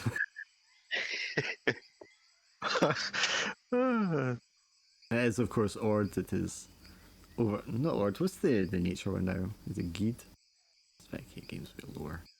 Yeah, Geed, natural. She'll be like, no, of course it is Geed that has guided us here today and protected us from the dangers of the forest. Well, there is space to be thankful for many deities, yes. Well, we all must have someone watching over us. She looks over to Godfrey. Some more than others. What? How did I get dragged into this? Because some of us need more saving than others do. I think Brad just nods solemnly. I think I've saved everyone here multiple times. Thank you very much. Oh, I do not doubt your power, she says. And then we shall make our way through the jungle, across another hex. And what are you kind of expecting to see when you get to this temple? I mean, you saw the other temple before that was on the shoreline, on this sort of like cliff overlooking, very dramatic fashion, overlooking the river and the ocean. But what are you expecting to see here when you come across the temple? I'm thinking Elephant statues. nature overgrown, yeah. Since it's based on like Braz's tribe and stuff like that, I would assume it would be sort of larger in scale in a sense. But I think it would be more, what's that? I think more spacious, sort of more horizontal than it'd be, say, vertically up temple wise. Yeah, like spread out, yeah. So, Yeah. what kind of emotions do you start to feel when you're confronted with this massive sandstone wall covered in vines and moss and all the rest of it? And the gateway for it is just this huge half serpent head that's opened up. That's not what I was expecting. Like you walk through the mouth of a giant snake to get through the wall. This is a Loxodon, like Sacred Temple. Why is there a giant snake on here? Yeah, that was my first thought. Roshmi steps forward, looking up at the temple, at the gate. Says, "This is not the temple. This is simply the gate to the city." And he walks through the massive archway of the snake's mouth into the abandoned city. It's mostly a sense of trepidation coming from Braz. So is the entire city the sacred site for the Luxodon, or is it just the temple that's going to be? Really get a lot of information about how it was a sacred site or what it was actually, what it meant to Loxodonia, did we? Emeth, No. Emeth puts down her spear and starts making herself comfortable. Well, I shall wait for you here, I suppose, until you are ready to make the return journey. Don't die. We need you on the way back. I do not intend to I'm just die, gonna walk which in. is why I'm not entering the city. It is cursed.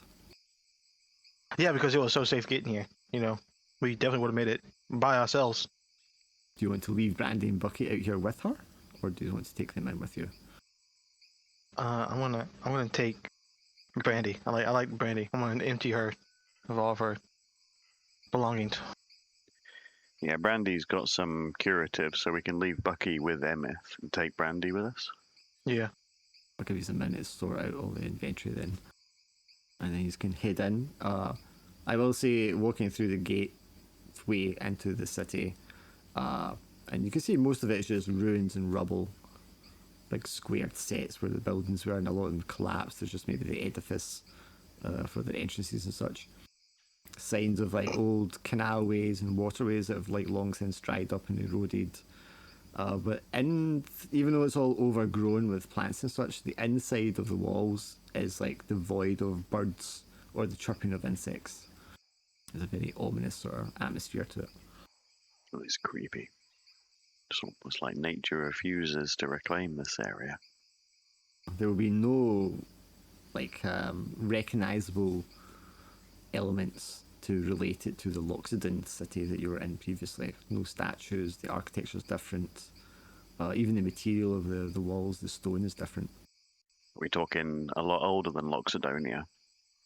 Yeah, I mean, you figured to be a lot older than Loxodon Ivorn anyway.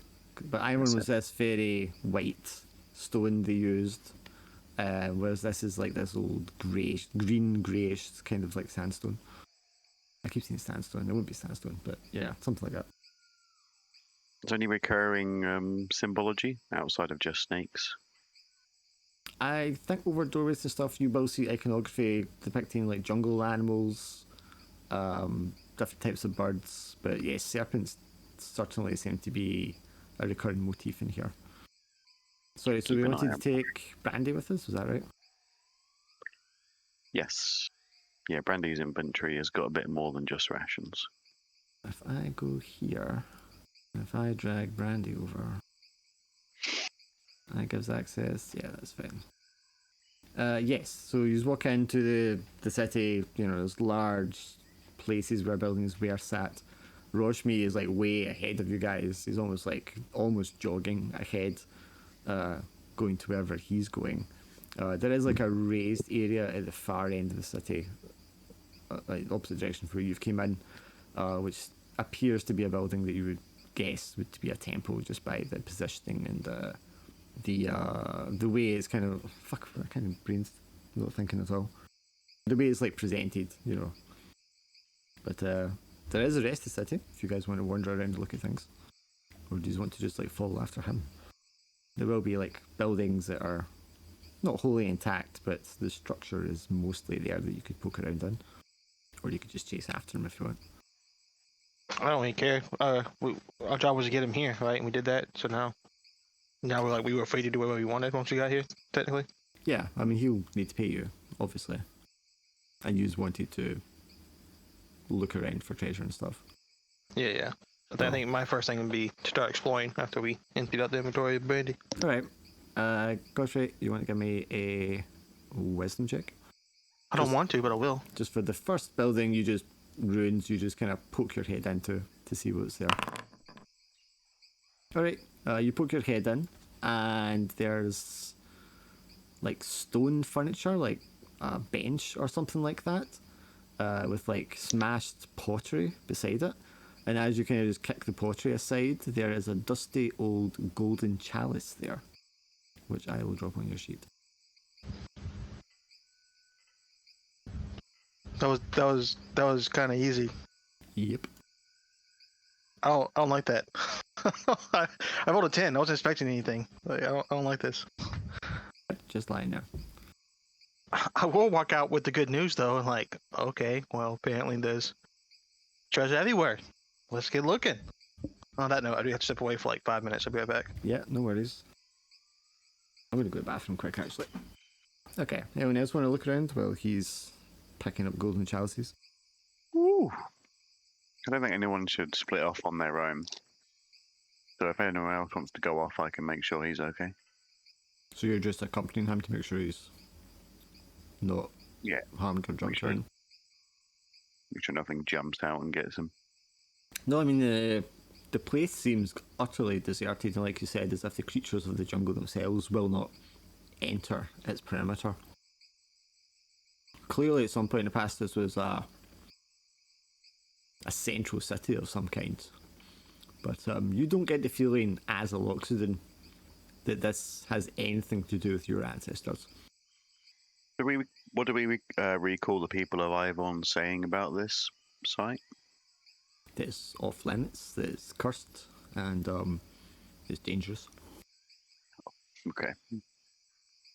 So not a holy site to the Loxodon people. No, it's just forbidden to Yeah. enter because it's dangerous. There's no good to be found here. Apart from gold chalices that I can help Godfrey carry. Okay, I'm back. That twice. I'm just saying, yeah, if there's anything else you want to do. If you just want to look around more, if anyone else wants to do anything different. We came here to get treasure, so I would hope everyone would start looking around.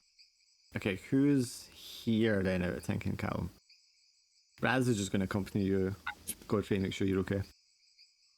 Okay. Well, if those two aren't going to do anything, my next action would be to send the co up in the air so I can get a bird's eye view.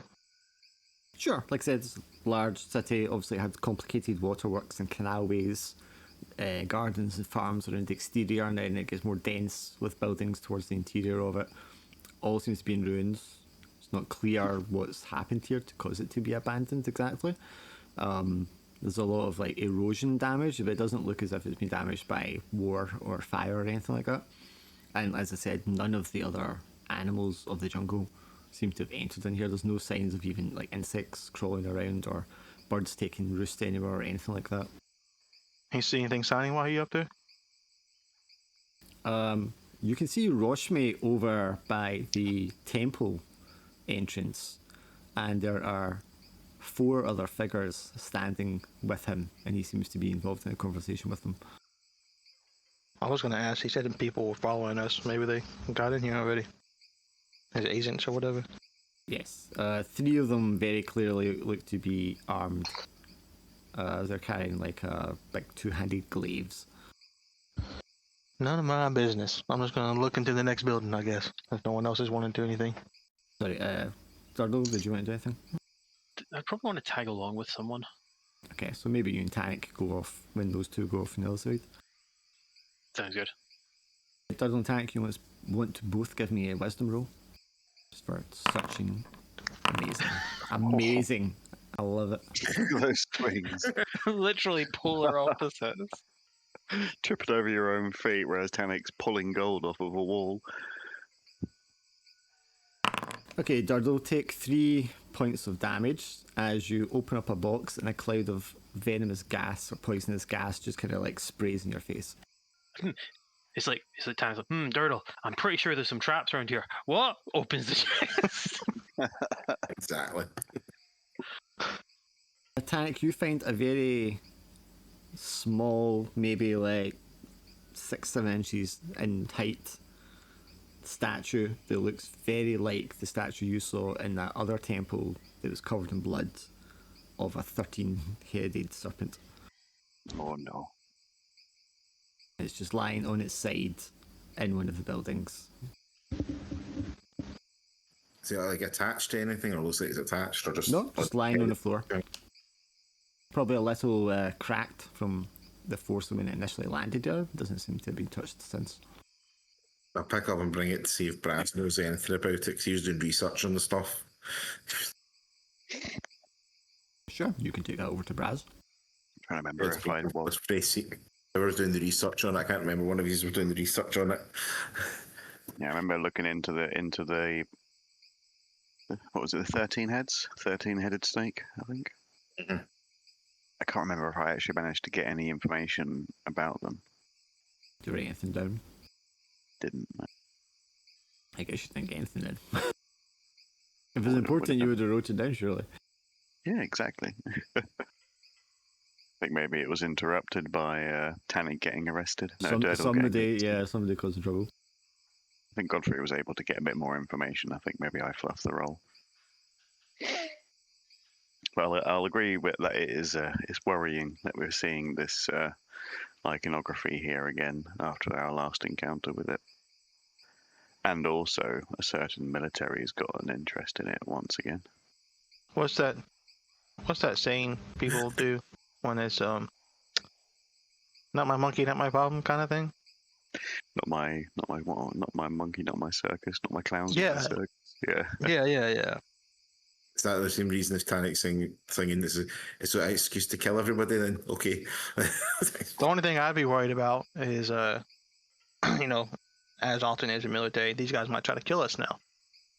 So we need to get our treasure and get out.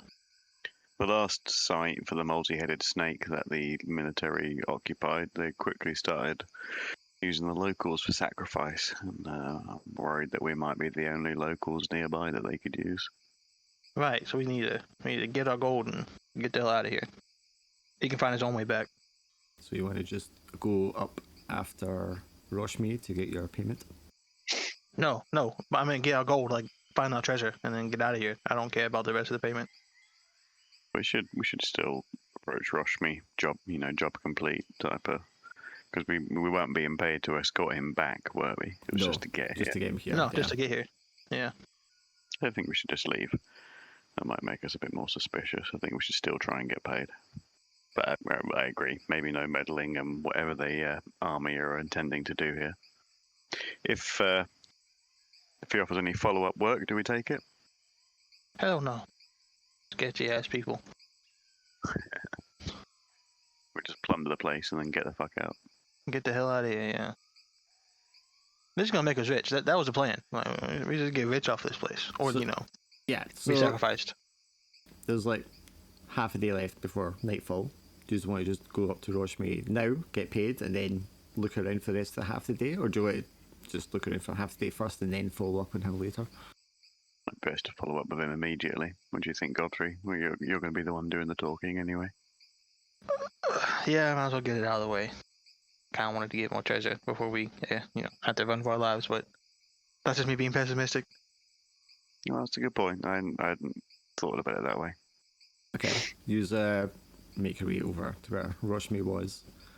You find him standing there with 4 snake people. 3 of them armed with these, I said glaives, but they're scimitars and javelins that they have. And another colder, skin-scaled looking creature wearing dark purple robes. And Braz and Godfrey, you would definitely sense the sort of magical energy from this creature. And that seems to be one Roshmi is conversing with as you approach. You can see off to the side, there's a side entrance to the city through one of the gates. You can hear more snake figures out there barking orders, and maybe through the gateway you can see like a number of dishevelled looking peasants on their knees, just in like a big crowd on the ground. Oh, great. As you approach, Roshmi sees you and walks back over to you. So, you have indeed led us to the destination as agreed. And he reaches into his pouch, produces 10 gold coins. I believe this is the rest of your payment. I think that's 2 more than what was agreed upon, right? But I'm not going to say anything. I'm just going to take it. I'm assuming the other 2 is for my silence, and I'm happy being silent. Add whoever's accepting the 10 gold can add 10 gold to their purse. All right. I believe you inquired about treasuring, looting the place, and we agreed that you were free to do so. There's nothing of value here for us. My friends here, however, do have one request. If you are to enter the temple, there is a skull in the temple that they require.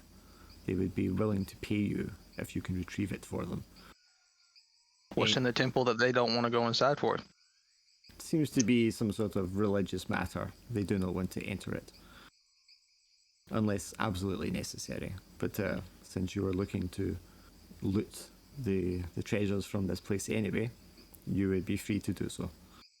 I think we'll explore a little bit for the night, and then we'll give you an answer tomorrow. Does that sound good?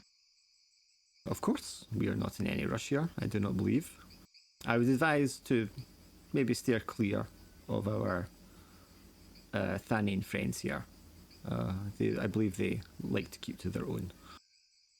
Everyone's entitled to their privacy. The snake men just stare at you, unblinking, these alien reptilian eyes at the side of their head. These renders make them look more humanoid than they would really look. Because obviously snake eyes are very weird. I'm just going to do the opposite. I'm just going to stare at them but blink a lot. Yeah, and then one of them does that thing that snakes do with the eyelid sideways, just goes... Yeah. And their tongue's flickering out the whole time. But yes, they speak to Roshme, and they seem to be speaking in a different Thanine language. Before they move off back out the gate, you hear whips cracking, and the kind of yelps of peasant folk as they're like moved around outside. That's so cute to get out of here. Yeah, let's get back to looting this fine city. We discuss with the others if we want to go to the temple and get Risk whatever dying skull for whatever skull they want. Yeah. Well, there would be Find the treasures skull. in there as well, presumably. But only if we find the skull, we need to give it. Doesn't say we can just go on inspect and say, nope, didn't find the skull. We could throw a wrench in their plans, find the skull, smash the skull. Sorry, couldn't find the skull. Or they know where it is already, have eyes on it. We can do that, and then they kill us. You know. They've already got. That's the eyes worst. on it. That's the worst part. You know. Maybe there's like a chap on it. Whoever picks it up gets cursed or something. Who knows? Or cursed. This place feels foul with the Shadowdark. We'll discuss it over camp tonight after tally up what we're able to find before dark. Yep, I'm ready to get back to looking. Okay, everyone can give me a wisdom roll for searching around the ruins and such for the rest of the day before you decide to make camp. Before I do that, can I cast a spell? Yeah, of course you can. Yeah, you've got half a day here. You can do what you like. Botanic, if you want to do your botanic search thing, you can do that as well. Ooh, interesting. This is just a focus spell, so I don't know how that would work. Like, do I need to keep casting everything? It doesn't matter unless you're going to cast another spell while it's active, I don't think. Yeah, I don't think I plan to. But I'll use that, and then I'll be searching. I just want to keep an eye out for any, hidden doors or shit. Okay, so is this restricted to the city? Is it around the temple? I mean, you need to be descriptive about where you're looking so that I know if there's anything that gets revealed to you. I would spend my time searching through homes around the temple. Like, I would do like a block around the temple, I guess, Mm-hmm. I would search that area without going into the temple itself. Would you leave the city? Would you go towards the snake camp? Would you go back to where Emth is? I would not go back to the snake camp. I'm leaving that alone. And no, I don't think I would. I think with my half a day, I would thoroughly search everything around the temple. Because in my head, if there's going to be a lot of treasure in the temple, then maybe the people who live around the temple also were wealthy or something. Yes, makes sense. So I want to get maybe if there's a lot of stuff around the temple, then maybe there's even more in the temple. So that's kind of making my choice. Give me a wisdom check with advantage. So, you don't see any invisible creatures. You do find some secret doors in some of the larger buildings around the temple. By the murals on the walls and such, maybe this was like the priests or someone of religious importance that was in here, or something happened here related to that before it happened in the temple or something. So you do find like a secret door that like pushes open behind one of the statues, and the statue itself, like the head's fallen off, but it looks like a humanoid figure standing up holding a giant sword. But you push that slightly to the side, and the wall behind it kind of like comes loose, and you can push that open with your shoulder. And then there is like a little, just an empty stone room. But obviously there was something in here at some point in the past. But you don't find anything of value. That's gay. But there is hidden doors. I might spend my day tomorrow doing the same thing. Nobody else can find any treasure. Boo. All that really remains at this point are the stone structures. This place must be ancient, because everything else is like eroded away. There's no signs of wood, fabric, or anything like that. Well, what does everyone think about going into the temple then? You probably see treasure, Godfrey. We spent money in this quest. We need gold. They're offering to pay us if we retrieve an item for them, so that's more money there. There could be more in there as well. I think we could dedicate a day to searching the temple. And I did find a hidden door, so maybe there's more hidden rooms around here, or in the temple. If we search the buildings immediately adjacent to the temple, we might have a bit more luck. Well, you did search them, but you didn't find anything. Well, I found one on the outside, the hidden door, so I'm saying there might be more hidden doors in the temple, yeah. Is it like a palace room around here? Like, I don't know, like someone that would obviously been like where the building that lived? appears to be the temple appears to be the building of prominence in the city. So the whole place is kind of like geared towards that. So obviously that's where the important things happened. Maybe it doubled up as a palace, or maybe the priests were the rulers. Something along those lines. religious, right? Well, Tanic's down because of money. What about you, Dirtle? What do you want? Doral looks in his pocket, pulls out a few coins. I mean, I'm always He says, happy "I with can't." more money. I can't carouse on this, he says. There's no bar.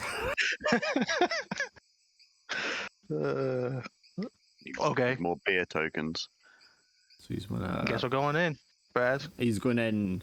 So you just can take watch and make camp and go in the morning, or if you want to just go in tonight, you can go in tonight. Should we what sort of time frame are we looking at to get back to the boat? How many days have we properly set aside to search this place? We found so much rations on the way here, like we're fine. What is our limit for going back and meeting the boat? Like, how many days do we have before we need to leave again, in order to meet up with the boat? I gave us 7 extra days in case anything went wrong. We haven't spent any extra days that I'm aware of, except for the one day we got stuck at sea, right? So are we meeting back up with the boat in 7 days? I imagine. I think They'll hang around for a maximum of like a week, and then we were supposed to be heading back at that week, or any time in between. We got back early. Because the reason I ask is I think we could maybe spend the next whole day searching, and then maybe the third day we could plunder the temple. I don't think we should go in overnight. I think maybe we should dedicate a whole day, like venturing in fresh in the morning. I think just go in, because we're all technically full health. We've not really got any fatigues and stuff, have we? So may as well just go in. And we're not in any rush. Like tomorrow, if we get out and we, there's no immediate danger, we could rest. It doesn't really matter. Yeah. That's what I'm thinking. So may as well just go in now. As long as we've got a gear to use, like torches and stuff. It's also to consider your donkeys, or your other donkey left with your guide. Obviously, every night they have to stay camped there. They have to make rolls to see how they fare as well. Good point. I'd say just head in basically, and then see what we can do with half a day. If it seems worth it, then we can make arrangements. I'm pretty sure we could explore this whole thing in the night, or most of it. Yeah, I mean it's a big temple, but I mean it's not like a labyrinth or anything like that. It doesn't look expansively big. Shouldn't take you that long to search it. Well, I'm fine going in now because I got my cat's eye spell. So Yeah. Well, then, I don't like snakes as it is. I don't like snakes. yeah, I would prefer to get us and get out of here before we get dragged into whatever they're doing over there. Yeah, I don't want to feel responsible for all the whatever they're doing. So the quicker we can get our loot and get out of here. So you should find your tokens up to the top left of the screen. So let's make sure everyone can see their token and Okay, I gotta zoom in. so movement per turn is 6 tiles. If you want to move more than that by like Panic. running, I would let you roll a dex roll to see if you can do that. Tenic tilting, he's falling over. Oh, He's not used to being this sober. He can't handle it. He just falling on the ground. How do you guys walk straight without any alcohol in your system? I don't get it. He's sitting in the ground. It's just like this is the nearest alcohol is. 300 The miles nearest that way. alcohol. you can feel the blood flowing through his alcohol stream, and he doesn't like it. So one. I just realised this most sober Tanic's been in a long time. Yeah, and so sober since the last town. We'll He's be- been sober for the whole journey. we'll be doing this initiative order. Like I said, 6 tiles for movement. And just go slow enough so that if, you know, you bump into something or if there's something I need to tell you, I get time to react to it before you start walking in places. Okay. 2. So, who's lighting the torch or Oh, having that's the a light point. spell going? I can attempt to cast the light spell. I don't have a light spell. I don't have a torch. You don't have a lamp? Torch. You can cast it on your helmet. Put your hand on it, Turtle's head while you cast it and his whole head starts just shining. Got another critical success. Okay, so that will last. Well, you can choose, it can be double time or double range. I think double range would be good. Who do you want me to give it to? Because I think you It's just on. drag this onto yeah. their sheet. Put it onto Durdle. Since there's a chance he'll be going first. His eyes are laser beams. So It's like that scene in On your Ghostbusters horns. 2 where the guy's in the hallway and his eyes just light up, man. Yeah. I Okay, like the idea of his horns being illuminated though. Boom. right.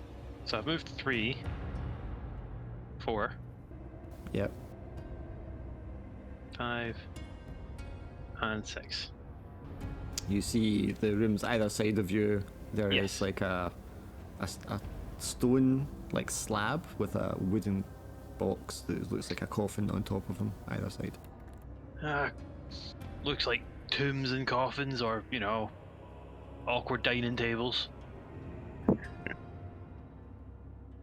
you want to do anything? Like you can make a roll for traps or something if you want to, Durdle. Oh, he'll try. You know what? That sounds like a very good shout. He'll try his best to look for traps. Sure, give me a wisdom check. Does not seem to be any traps. There is. Where can you see here?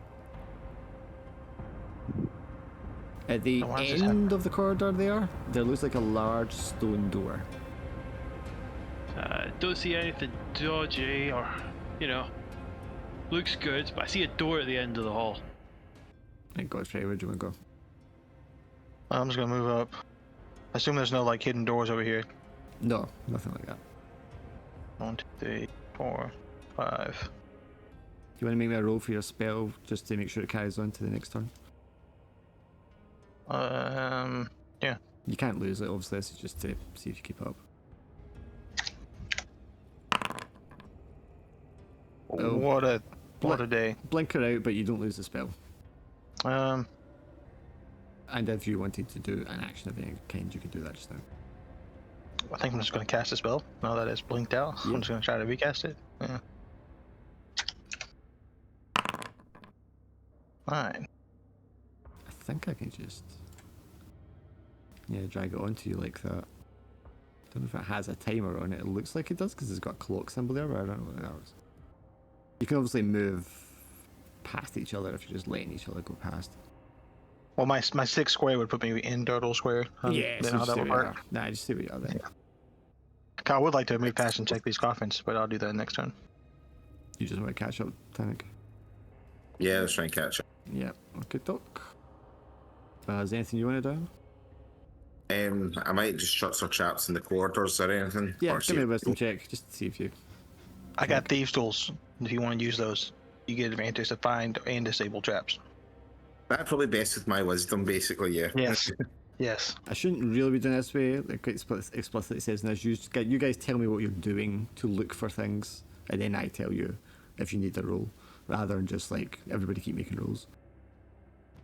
So if you just when you get to a spot, if you just tell me, describe to me what you're doing, and then I'll tell you if you need a roll for anything. Well, I would like to check these coffins for traps because I do want to open both of them. So I guess that would be what we would do when we get there. In the interest of speed, if you guys want to just all go ahead and move your characters to where you want to be positioned. I can't see anything, just a wee corridor. That's all. We did not see any obvious traps anywhere around here, so it looks all clear Yeah. for you at the moment anyway.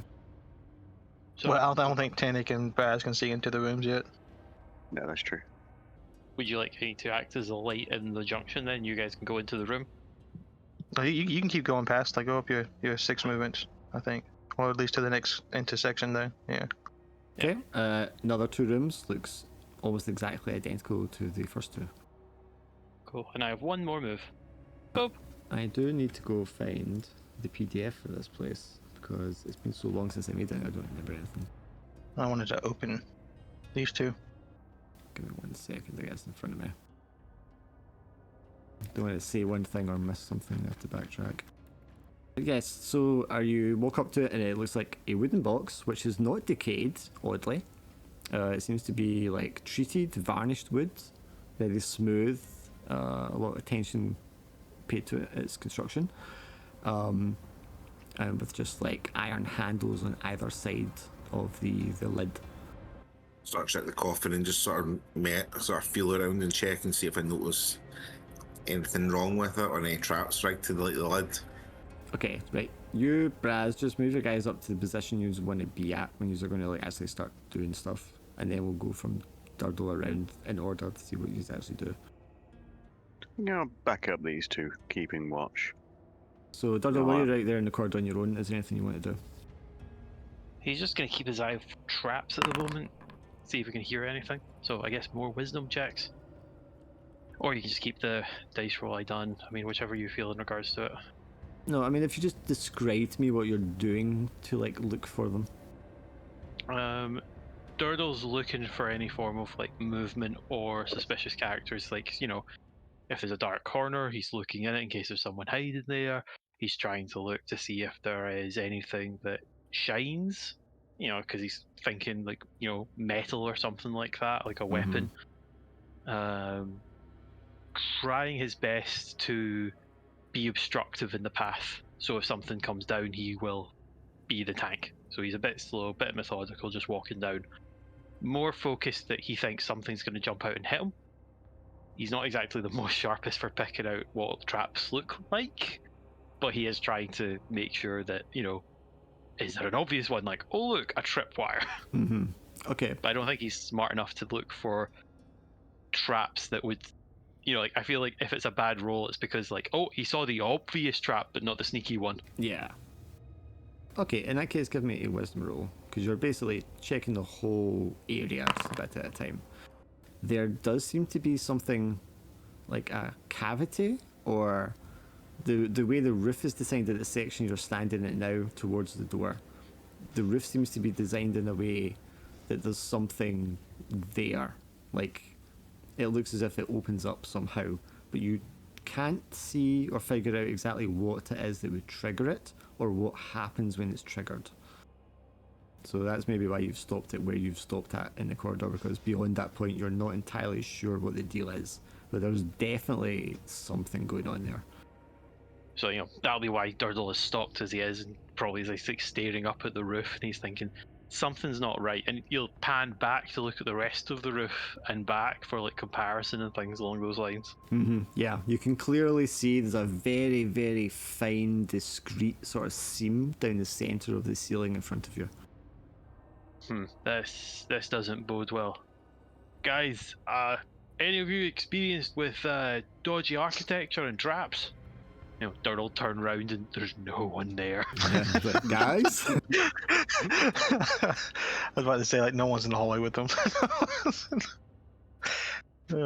I was waiting on Tannic since I was going to give him my thieves tool so he could. Okay, so you just want to Make hand sure I him could- over your tools, basically Yeah. assisting, yeah. Okay, Tannic, so you approach this coffin just like I described. What would you like to do? Examine the coffin, make sure, check for any traps, or make sure it can like open and stuff like that, or there's anything rigged on it. Okay, I mean, it's not been moved for a long time. There's a lot of dust around it. Doesn't seem to be disturbed. It does look as if the lid can be shifted, like pushed or pulled via these handles that are on it. The handles do not look as if they decayed away. There's no obvious apparatus around it, but if you want to give me a wisdom check with advantage. Yes, there is definitely like something that's been like fit. You can see like between the gap of the coffin and the slab it's on top of, there's some sort of apparatus connecting the two, and that makes you feel suspicious that there is some sort of like trap with this. You've rolled high enough, I think you'd be able to tell as well that it's obviously to do with or it's triggered by the movement of the lid. Any skills for disarming the traps, I don't think. Not sure who would be best for that. Depends what you're doing, I would say. I've got Godfrey's tools, so I should be able to use them to initially sort of like deactivate the trigger. So if it looks like the coffin lid, so it'll be like a few like strings or something, or the mechanism for it, if I can pull a wee mechanism to deactivate it, or the one you'd have to use to sort of like set the trap, so when someone's actually ready to use it. So while you're checking that out, Braz, do you want to do anything?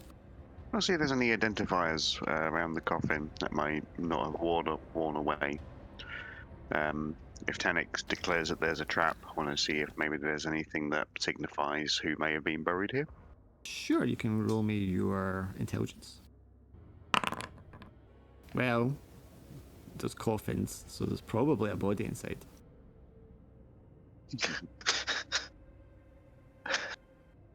Astute observation. Attempt anything else, Durdle? He'd probably start backtracking to look for his colleagues. I imagine he was talking. Well, it's more just like he was just chatting where he was, and he sort of starts coming back to just sort of check in on what's happening.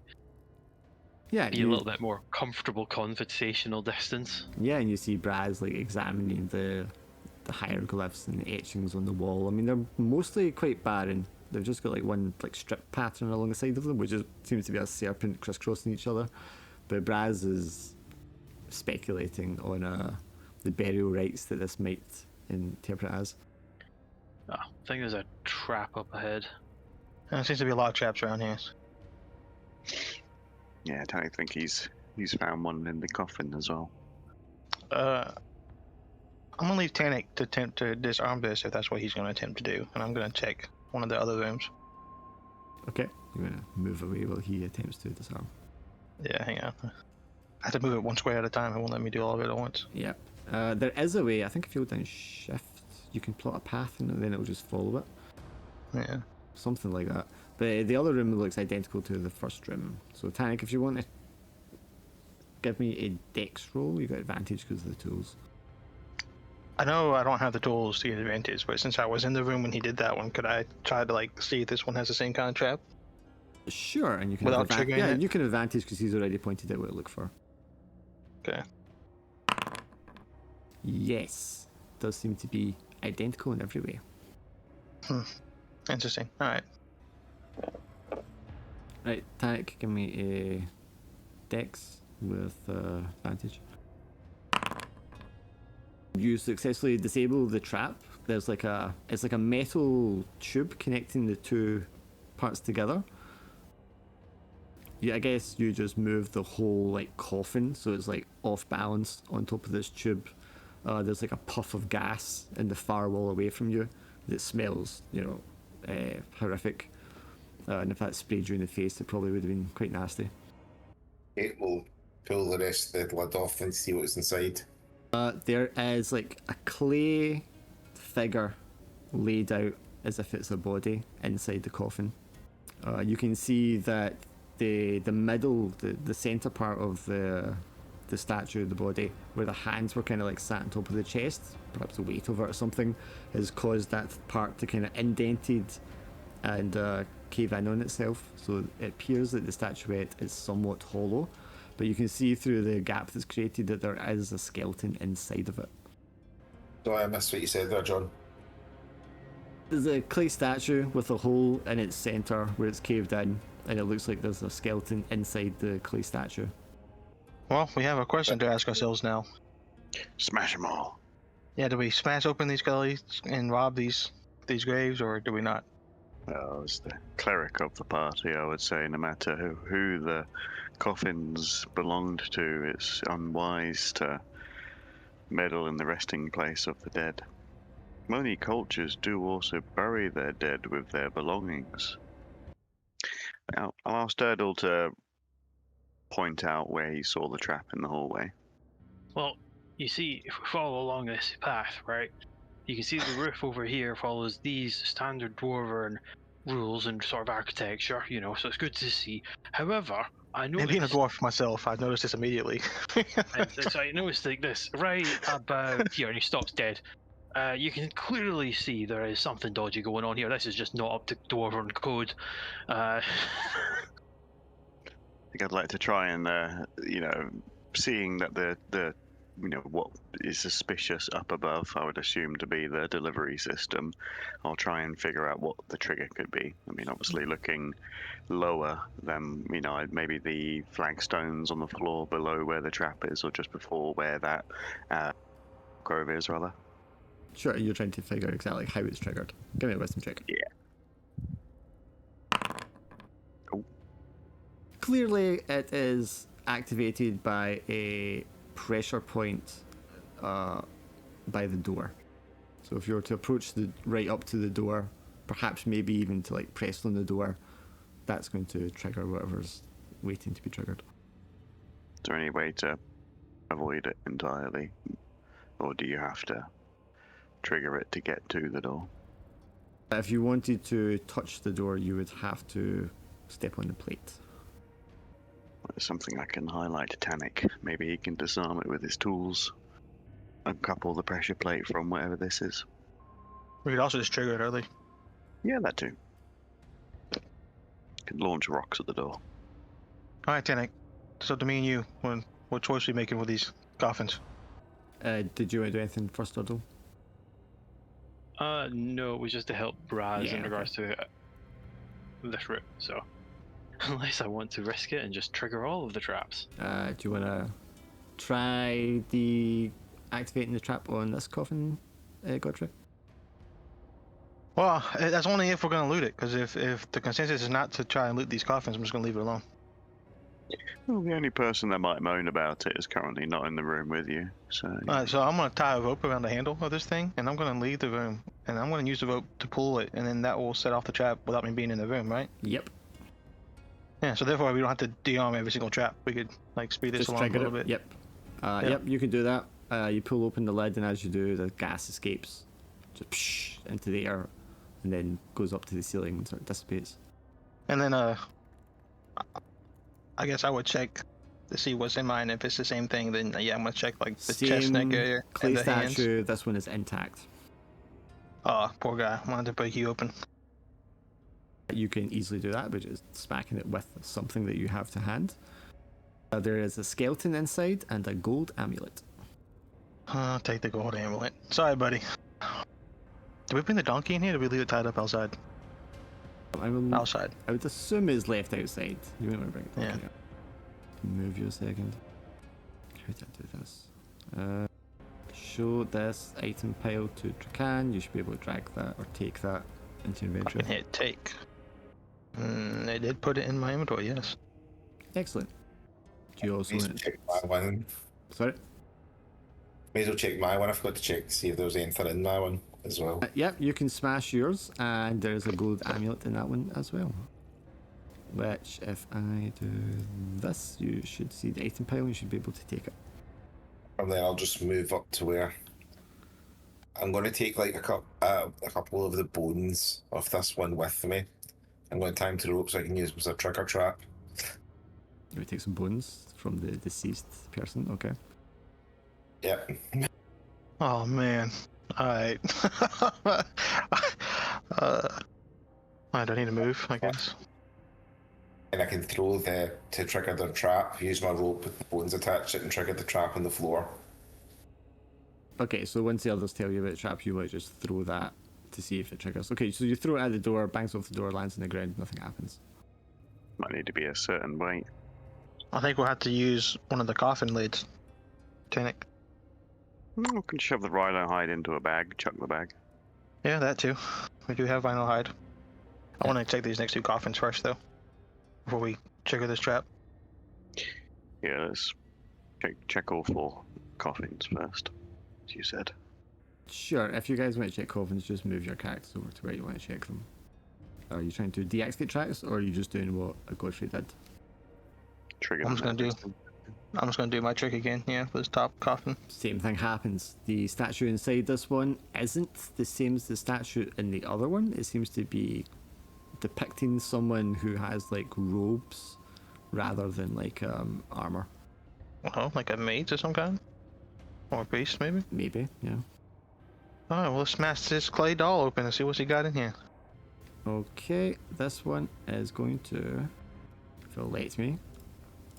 I see it. I have 2 options to on my screen.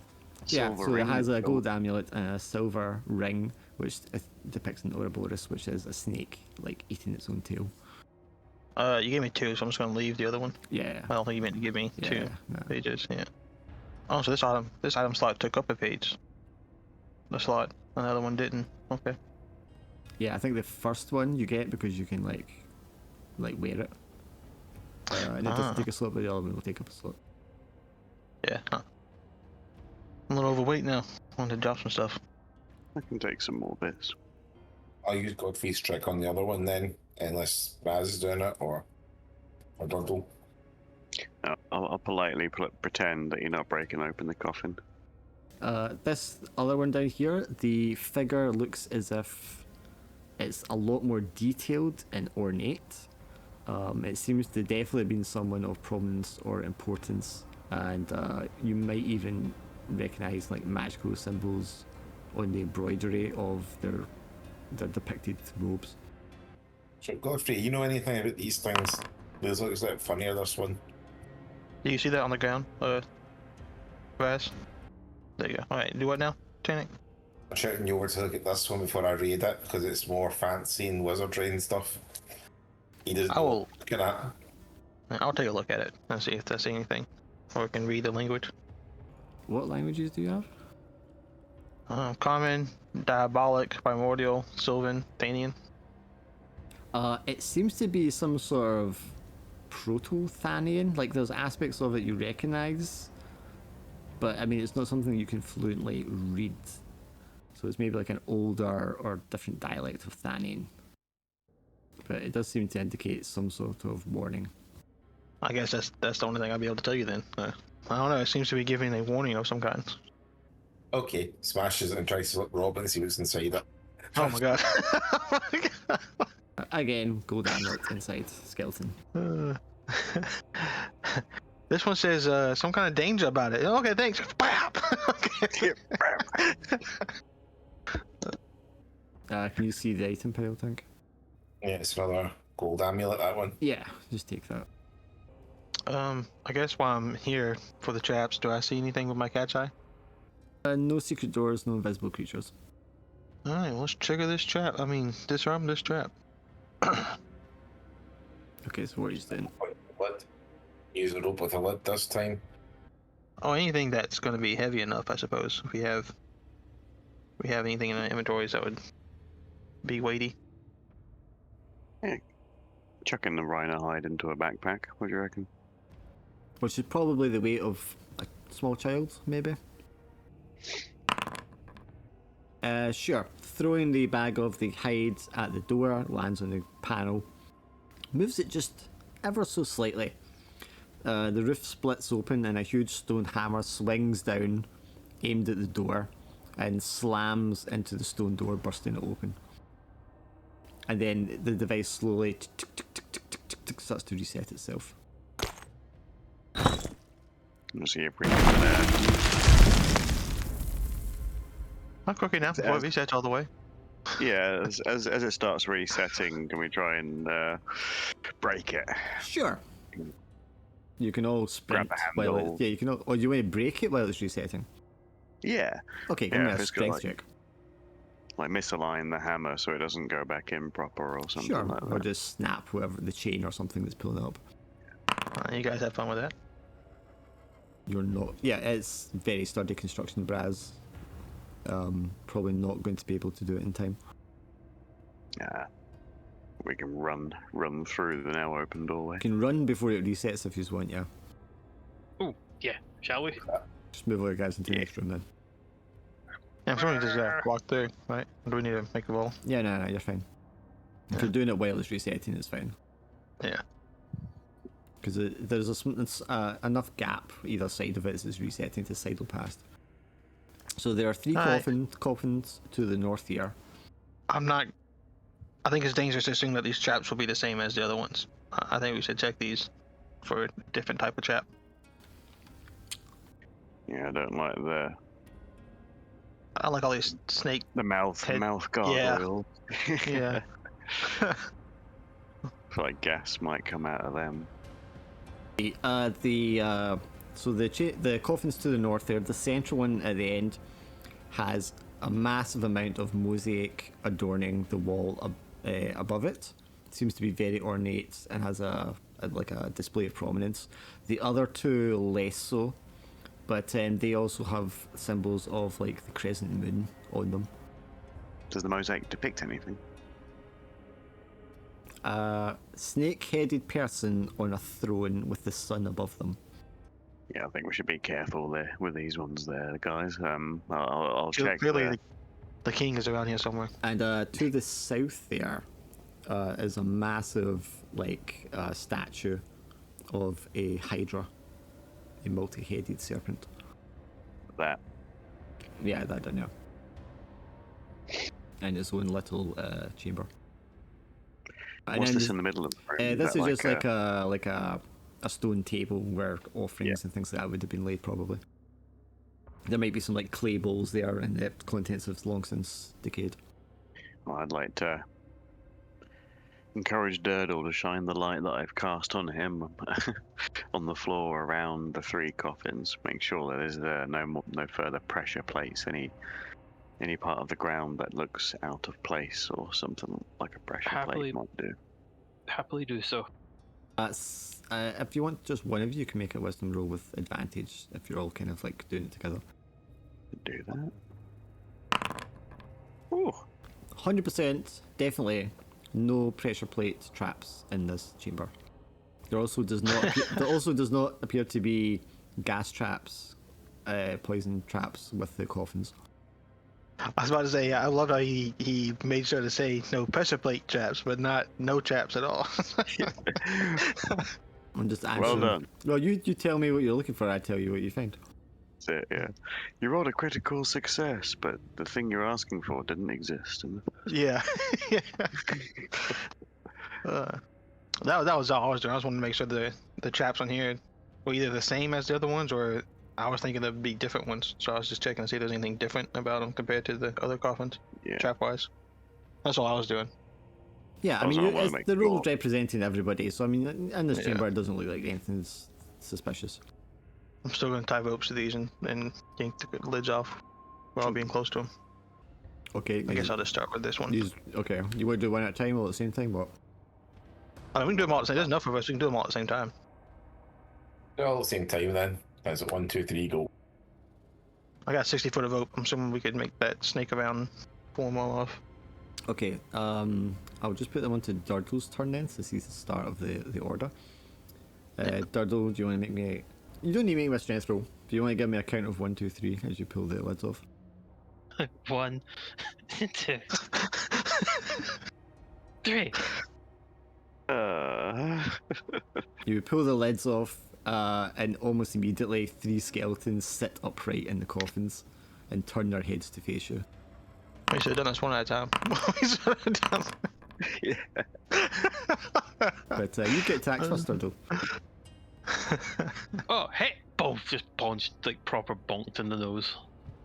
I'm just imagining it actually just sort of just bolts upright, so I just get head butted. Yeah, if you want to bonk it, give me a roll. Oh, sorry. I thought as in it hit me first. I didn't realize I get to hit it. Oh yeah, you get to go first because they just sit upright.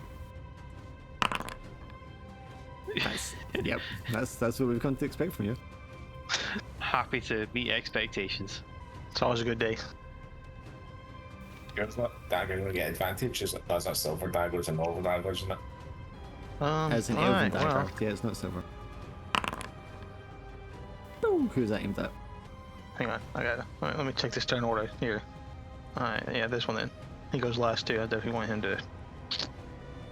Okay, so just hit the 1d4. I also gotta cast my other spell. Yeah, I guess it's just a focus, right? So I gotta maintain it. Yes, just roll to see if you maintain it. Yeah. Yep, keeps going. Well then, I'm gonna move. Yes, like I said, movement 6 tiles. Yeah, so- I moved 1, 2, 3, 4, I suppose. This one's going to go to the person who's attacking his bride. It's not going to harm you, Durdle, because of your dense armor. Woo! Is it finally something I can kill? Once we're done this combat, we can stop. Oh for the wait, night. it's already dead. Shit. Oh no, he can kill it again. And again, and again, and again. What's the fun?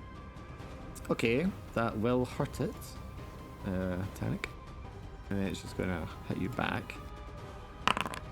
You're going to lose 1 health, Tannic. I'm gonna step up in between Tannic and Durdle. I'll raise up my holy symbol of Taragnus, and I'll shout out her name whilst attempting to cast Turn Undead. Shit. I'll lose the spell Amazing. forever. Piece of panic and Durdle to stop everything. You're like, can you see the mishap table you need to roll on? There isn't a mishap table, I Oh, don't it's, think. that's weird it says that then. Okay, I so you think just lose need it to until pay you... reparations, Yeah, you got to do yeah. something to please Taragnus, To get so back, she gives you back. Get back to the city, yeah. There is a flat out gold cost per level, I think, but I haven't got access to the PDF right now. Okay, yeah, you hold it aloft and beckon her power.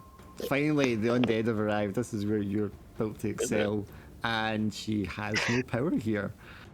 In fact, she's insulted that you even asked her to come into this unholy place, and revokes the spell from you. It's fine. These guys don't hit hard.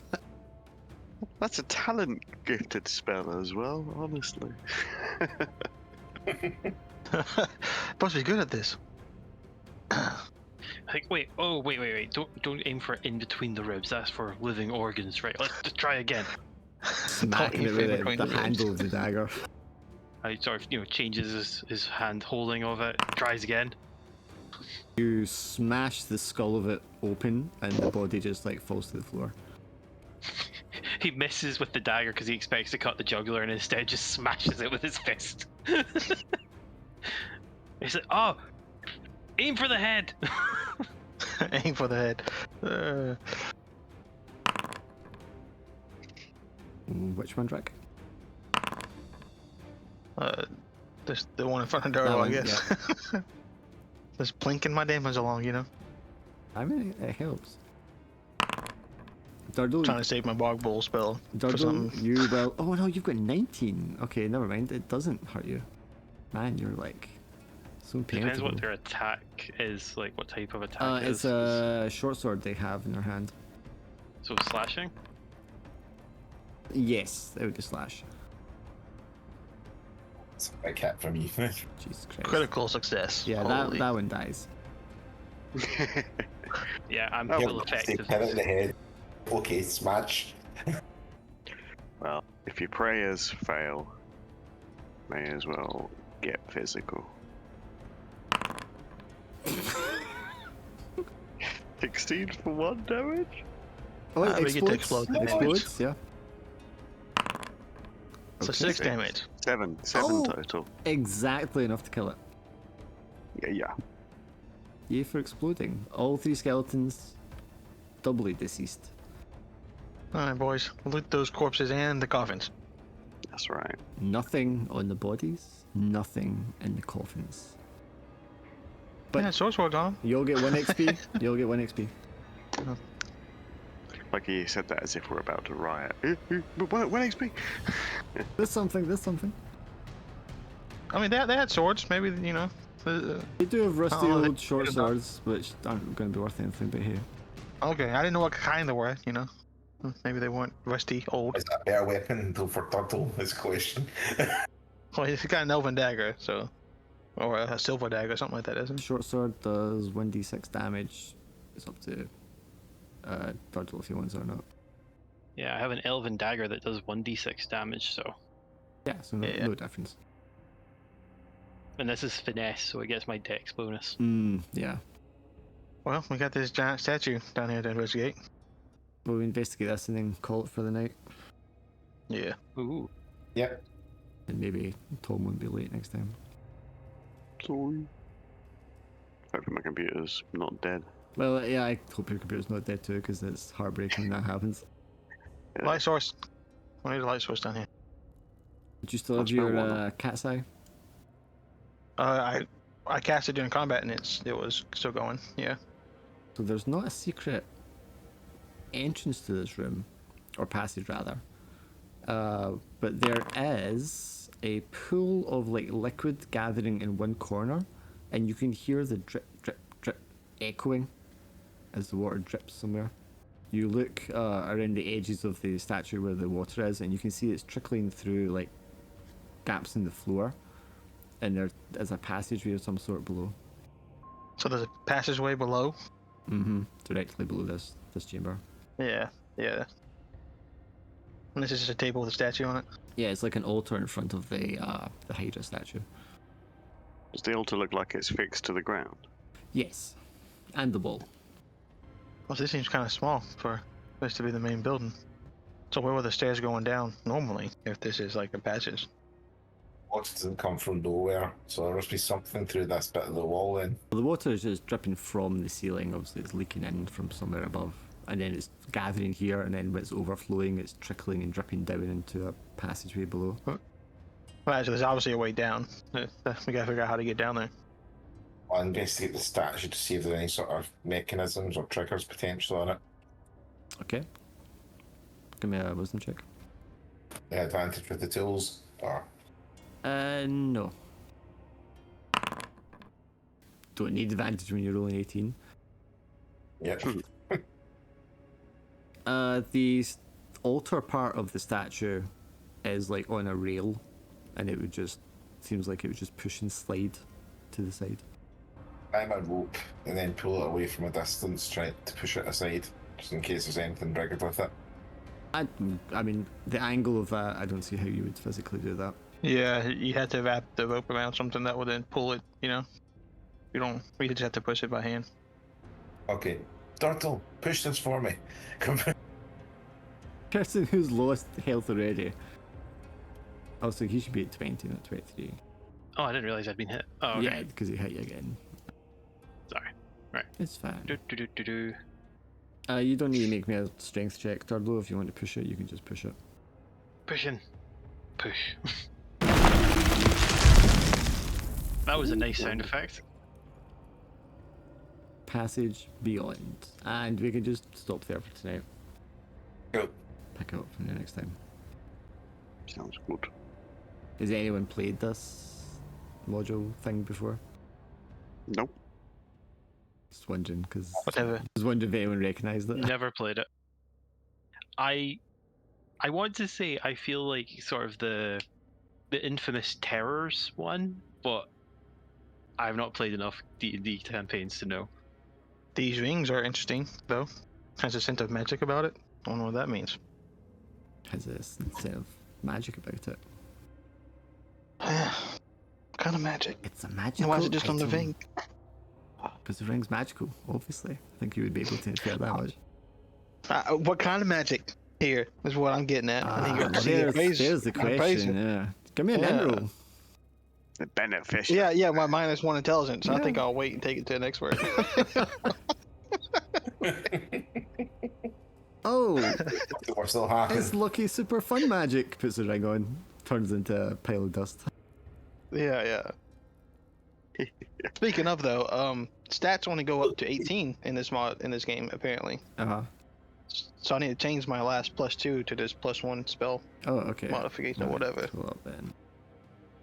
Yeah, because abilities cap out at 18 apparently, and I'm at 21. So Yeah. Okay, I thought it would like the sheet would cap you and then going higher. Nice. I'm gonna have to head off. You guys have a good week. I'm gonna go fiddle. Good luck. See if I can get the PC Sure. working again. Have fun. good luck. All the best, boys. Bye bye.